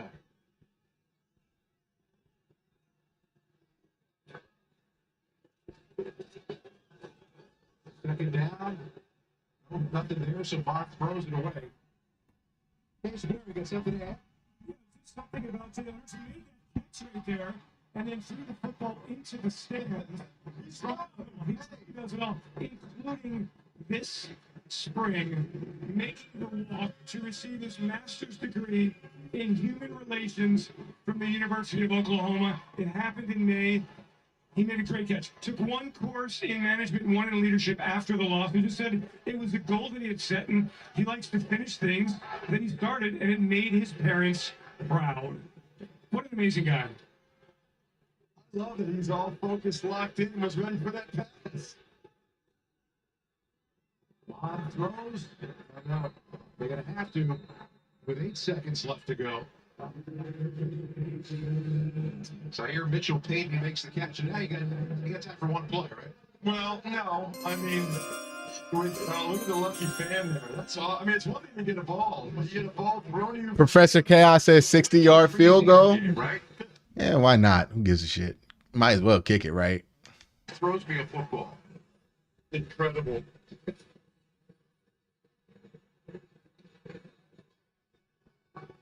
That's why you don't leave a game early, Ron. Funny, we talked to him about if he spent any time kind of enjoying his season, and he said no. He said maybe it's a problem. He's always looking to the next thing. He's always on to the next. He even said maybe it's not healthy, maybe it's not. Yeah, just throw this thing really long to Schwartz or Watkins. What? It's an interesting whistle. Philadelphia. All right, man. I'll be right back.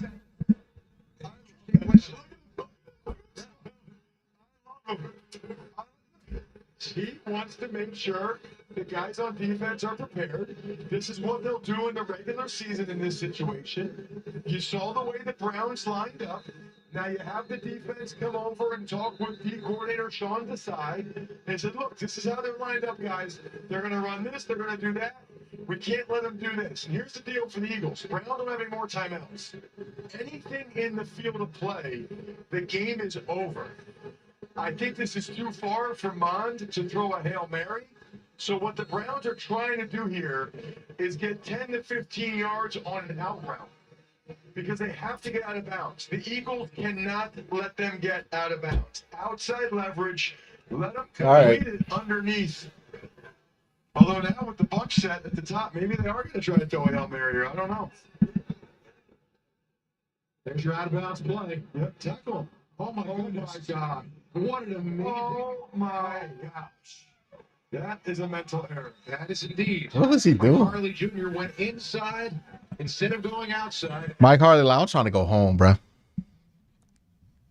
We've been in Philly all week. I'm trying to go home, bro.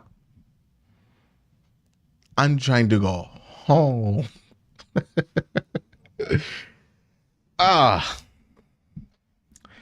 Trust me, there'll be a video about this, man. There'll be a video about this. I'll make the video.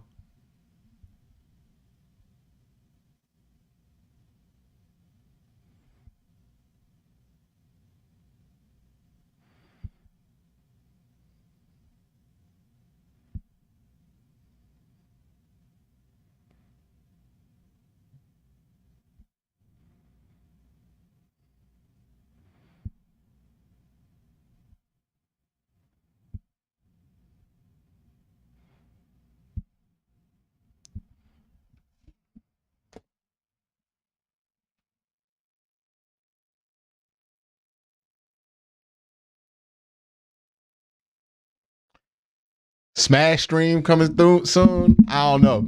But that was the Browns game. Y'all want to talk about it?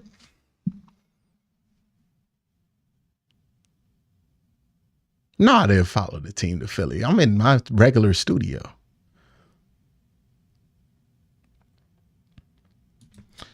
Okay, so the Browns just played again. Hold on.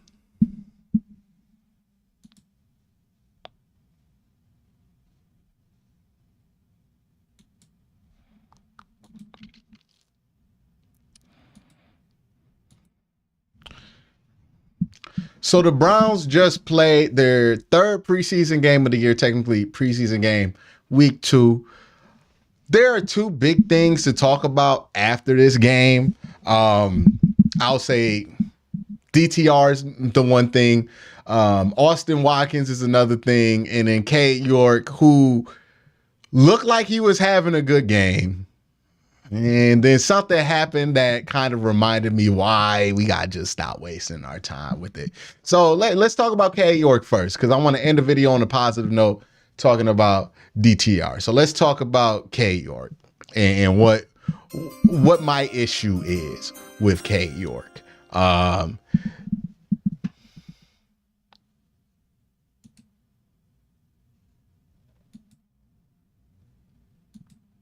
what was going on?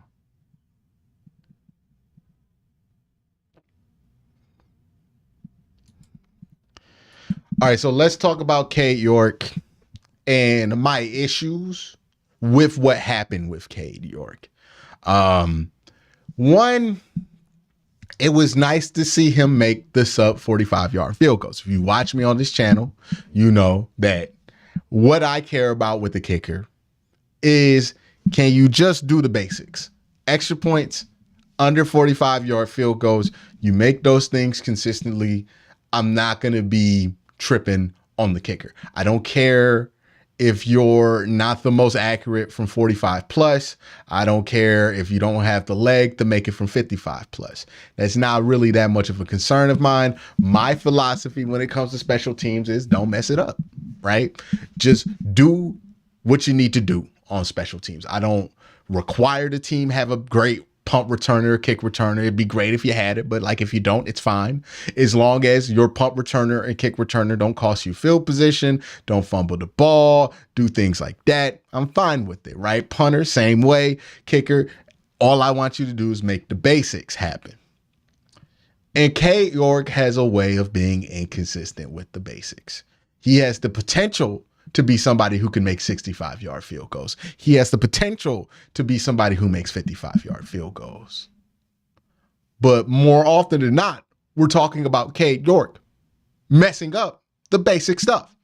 And I don't need a superstar at special teams. I just need somebody who's going to do what they need to do. And right now, Cade York is a liability.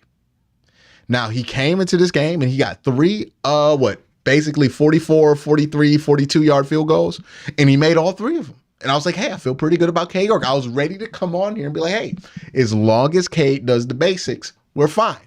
But then this thing happened at the end of the game. 47-yard field goal to win the game. He woofs the first one, but there's a penalty anyways. And again, I'm not tripping if it's a 47-yard field goal. He misses it. That's fine. You know, I'll live with it. You know what I mean? I don't love it, but I'll live with it. The offense should have done more to get it into real field goal range, which is under 45 yards. So, you know, they were 2 yards off. The field goal was 2 yards off. It is what it is. But there was a penalty, a 5-yard penalty that made that from a 47-yard field goal to somehow a 41-yard field goal. And he shanked this one worse than he shanked the first one. And I know Cade York's a good dude. I know that Cade York is a nice gentleman. Same thing with Anthony Schwartz, who had a good game, by the way. We could talk about Anthony Schwartz, who had a decent game today. But at some point, I got to point out the obvious. And the obvious is, man, for whatever reason, when it comes to Cade and the basics, because like for whatever reason, he kicks a 60-yarder, he can make that. He can make that one for the game. But whenever there's a little bit of pressure, Cade York overthinks it and kicks a shitty ball on a field goal that he should make. He's overthinking it. I like to use, and I used the analogy earlier in the stream, to golf.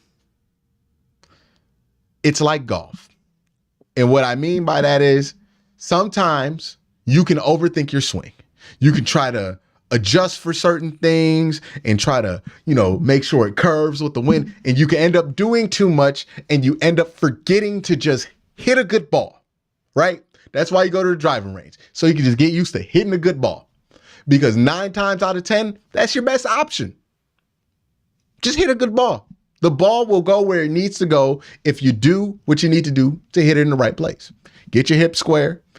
Make sure you're pointed in the right direction. Hit a good ball. Same thing with basketball players, right? A lot of basketball players lose their jump shot when they try to make too many adjustments to it, and they're trying to get it just right and trying to do all this extra shit to their jumper, and you lose your stroke. You forget what it feels like to just shoot a good ball. Same thing with quarterbacks, right? The reason you don't mess with throwing mechanics with quarterbacks is because you don't ever want a quarterback to not know what it feels like to throw a good ball.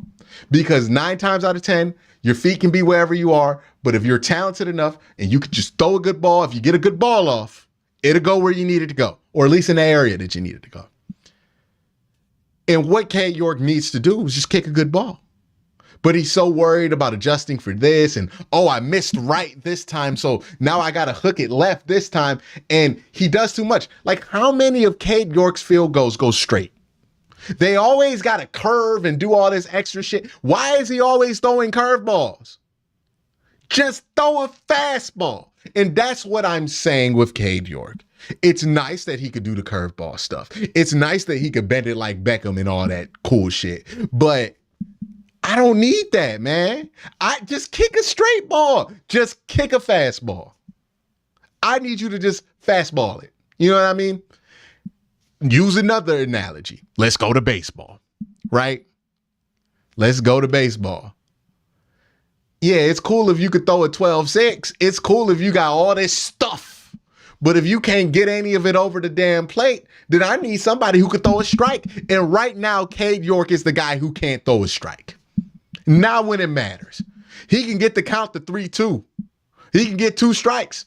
But when it comes to 3-2, he walking every time. He can't throw a damn strike when he needs to depend on throwing a strike. And that's not something the Browns can have. Right now, the Browns are an excellent team with a terrible closer. And the thing is, unlike baseball, where closers are hard to find, in football, good kickers, well, not good kickers, but good enough kickers are easy to find. You can find one on the street. There's one dude on the street that gets a job for like 3 years because he had a decent year kicking every year. Every year. You can find these guys.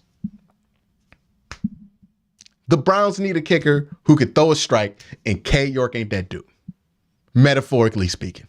That's my issue with them. Right? It's not that I hate them. It's not that I hate kickers in general. I think kickers have a very important role, but that role is very defined. I don't need a great one. Some teams need great kickers. Some teams have great kickers, and that's good. I would love to have Justin Tucker. But if you don't got Justin Tucker, give me somebody who could throw a strike. Give me somebody who could hit it right down the middle from 40 yards. That's all I need. That's all I need. Cade York out here kicking curveballs from 41 yards. Why? Why is the ball hooking? Why are you hooking the ball? Why are you trying to bend the ball at 41 yards? These are the questions that need to be asked. And the thing that bugs me the most about it is that you get people in here willing to make any excuse for Cade York possible. And it's like, you're going to be furious at yourself for making these excuses if he does stay on the team and he does this shit in a regular game. You're going to be furious.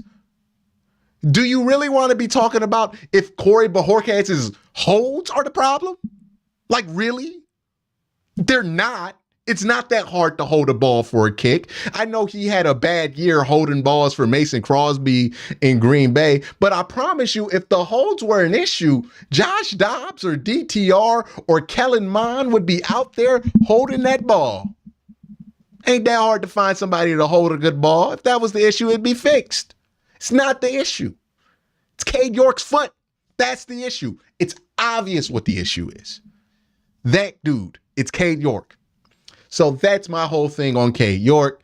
I don't think the Browns should go into the regular season with him. And at this point, if they go into the regular season with him and he costs you a game, that's your own damn fault. The signs were there. There's plenty of signs. At this point, if you don't get rid of him, you're kind of just being stubborn. And they're probably going to keep him. I see no reason to. And I know there's going to be people in chat.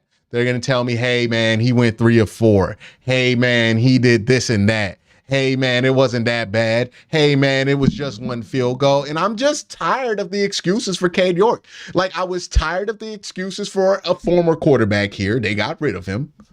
I'm tired of every time Cade York gets out there, I got to hear a goddamn excuse about him. Oh, it's the kicker. Oh, it's the holder. Oh, it's not his fault. It's actually the protection up front. Hey, Quincy, man, you know, he 75% ain't that bad. It's always something. It's never just, hey, he made the kicks he's supposed to make. It's always something else.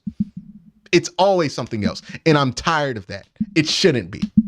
Let's talk about something better. Austin Watkins had a hell of a day. There's a real argument going on right now on if Austin Watkins should make the roster. I think this is an interesting one because right now, if you look at the Browns roster, I'm just going off the top of my head. We know that Coop's going to make the team. Elijah Moore is going to make the team. DPJ is going to make the team. That's 3. What is Pete Carroll doing? I'm sorry. I got this stuff on still and it's distracting. But we know that those 3 are going to make the team. So Coop, Donovan Peoples-Jones, Elijah Moore, that's the main core.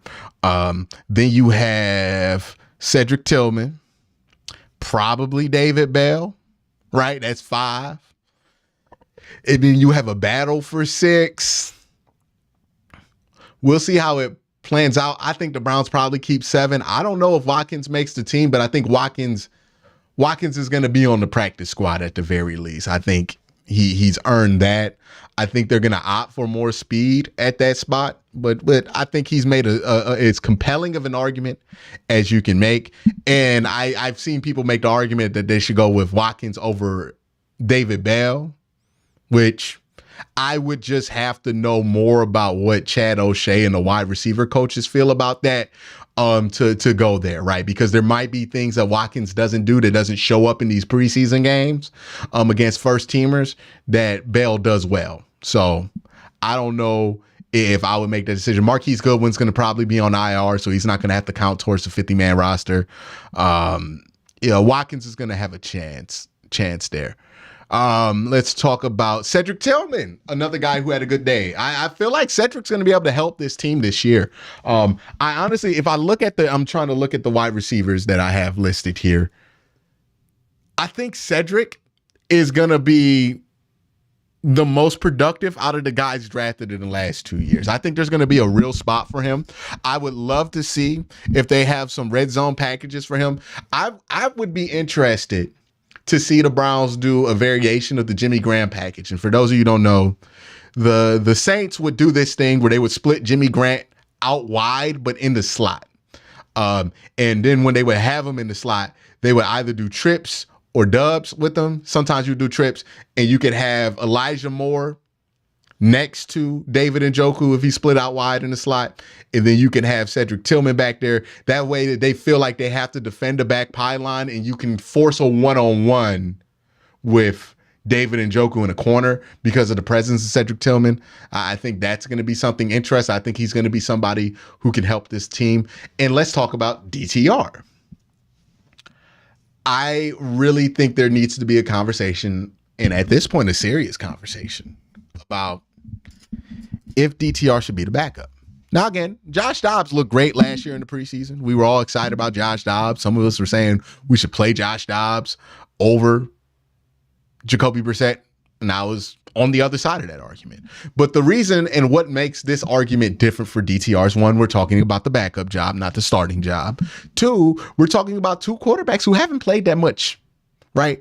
DTR is a rookie, and while Josh Dobbs is technically a vet, he has like 6 quarters of in-game experience. So we're not comparing Jacoby Brissett's library of games versus Josh Dobbs, who had very minimal games played. We're talking about 2 guys who haven't played that much. And I do think that DTR, I don't see that the argument for Josh Dobbs is strong enough. Now, where I think Kevin Stefanski is at with this whole conversation is if Deshaun goes down in the game, you're going to throw Josh Dobbs in there during the game. But since you're keeping 3 quarterbacks, while DTR won't be active on game day, even though he'll be dressed because you can keep the third emergency quarterback dressed, even though he won't be active on game day, if you have a week of practice before the game and Deshaun's not going to be in there, I think DTR should play. Now, some of DTR's weaknesses showed up in this game. The biggest weakness in DTR's game is that he doesn't have the greatest arm talent in the world. And arm talent's a little bit different from arm strength because you'll see DTR and he can whip a ball 10, 15, 20 yards. But when I'm saying arm talent is he's not going to throw a 50, 40-yard bomb, right? And this is why I think some people got confused because I saw some people get umbrage with this with DTR. And I think this is because you hear people say this on TV, but I don't think it's accurate when people say this on TV. DTR does not play much like Deshaun Watson. They play 2 completely different styles of quarterback. Josh Dobbs plays much more like Deshaun Watson than DTR. If you look at how they throw the ball, right? Josh Dobbs kind of relies a little bit more on his natural ability. Josh Dobbs a little bit more willing to get out of the pocket. Josh Dobbs not really an anticipatory thrower, somebody who's going to throw to guys instead of spots. Both of those approaches are fine, but they're different. DTR, when he drops back and throws the ball, he reminds me more of Brock Purdy with athleticism than he does of Deshaun Watson because of how he throws the ball, right? He throws to spots. If you look at every throw, he's throwing to a landmark, right? When he throws it out, he's throwing it right outside the numbers in between a junction. He's throwing to a landmark on the field. When he hits the seam, he's throwing directly over the seam and he's expecting somebody to get to that spot. You don't really see that with Deshaun or with Josh because that's a different style of playing quarterback. And because he has that style change, it would be difficult for him to step in the middle of the game. It would be easier for Josh Dobbs to step in the middle of a game. But if you needed somebody for the week, you would much rather have DTR because he's the better prospect there at quarterback. Now, eventually, Josh Dobbs isn't going to be on this team. DTR is going to be the backup. But while you have the luxury of having Josh Dobbs, while you're already keeping 3 quarterbacks, you might as well do it. And that's how I think it should roll out.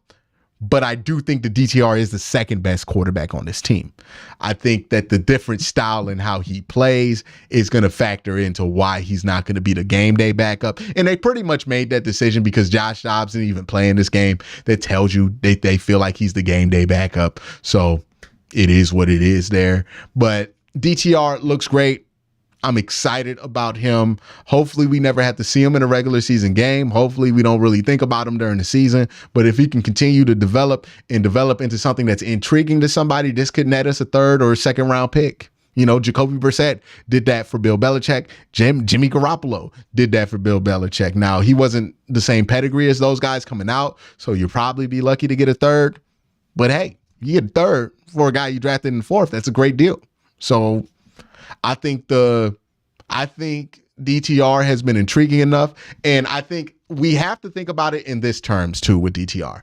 He's not going to start over Deshaun at any point. Deshaun is 27. By the time DTR gets out of his rookie deal, Deshaun will only be 31. So he's not going to step in and replace Deshaun at any point if everything goes as planned. What is going to happen is what you do want is the situation that the Ravens have with Lamar Jackson and Tyler Huntley.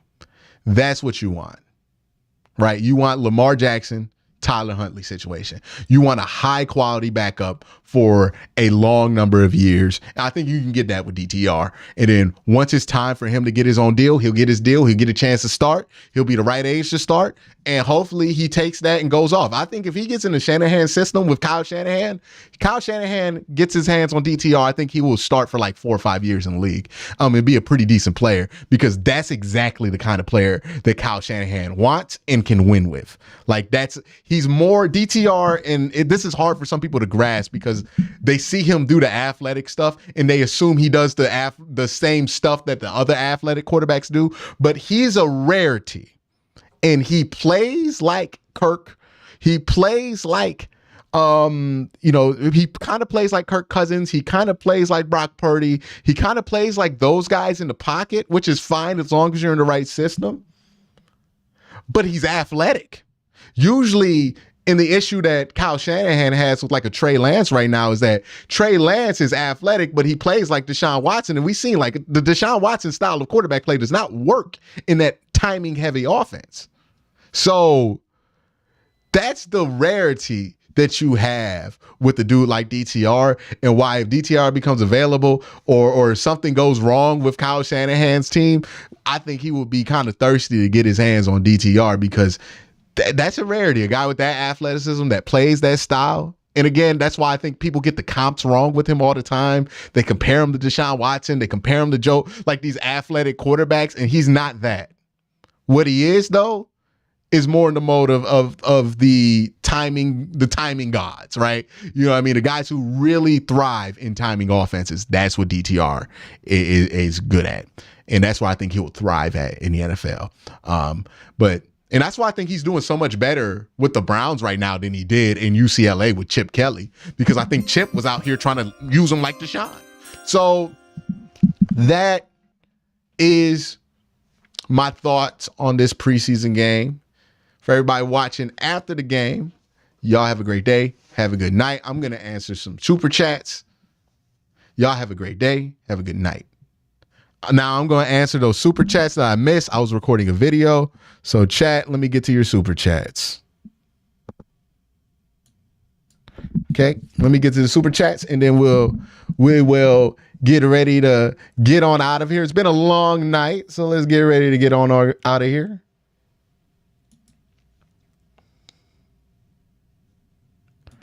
All right. So where was the first super chat that I missed? Professor Chaos said, is it wrong to say the Browns still covered? I guess if you were betting on the preseason game, I mean, that's dangerous. Professor Chaos says, is it? Oh no, I got that one. Chris Gustafaro says, I can only defend Cade York by saying he's a good dude and I hope he finds happiness. Me too. Brandon Bagley says, DeJuan and Nolan Smith had Nolan Smith in hell. Nolan Smith had DeJuan Jones in hell. Now, I might have to add that to the video. Thank you for reminding me. And kicker stats with and without this holder are interesting. Yeah, man, once we're talking about the holder, the kicker's cooked. I'm sorry. The kicker's cooked. Like, once we're talking about the holder, it's cooked. The situation's cooked.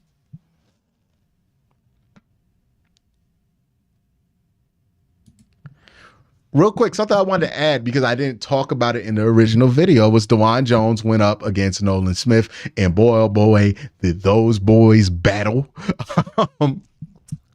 DeJuan Jones, I think Nolan Smith got the better of it if you tally up all the plays of DeJuan Jones, but DeJuan Jones definitely battled. That's what you want to see.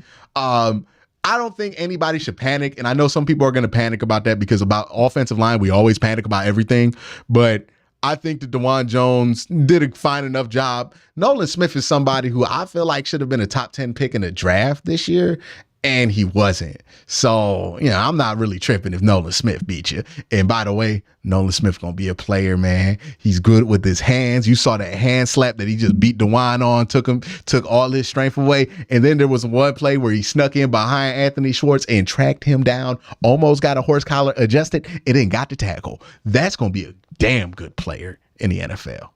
A damn good player. But I just want to say that about Nolan Smith. Now let's continue on.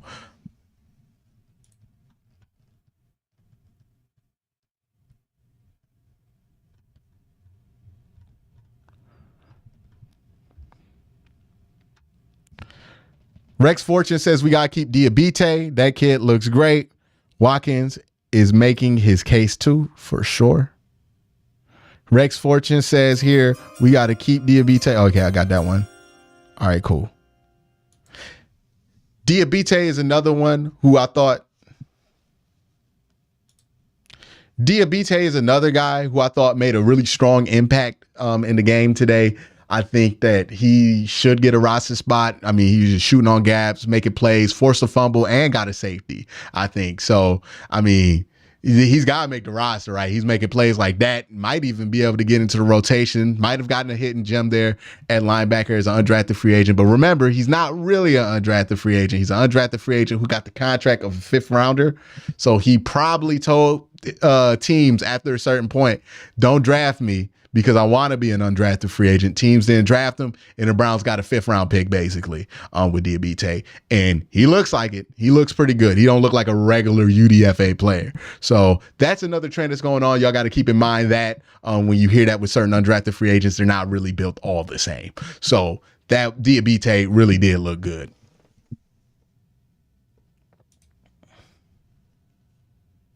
All right, but that's going to be it for today. I want to thank y'all for joining the stream, enjoying the time that we had together. 4 hours hanging out with me. Some of y'all did the whole 4. Appreciate y'all. Everybody have a great day.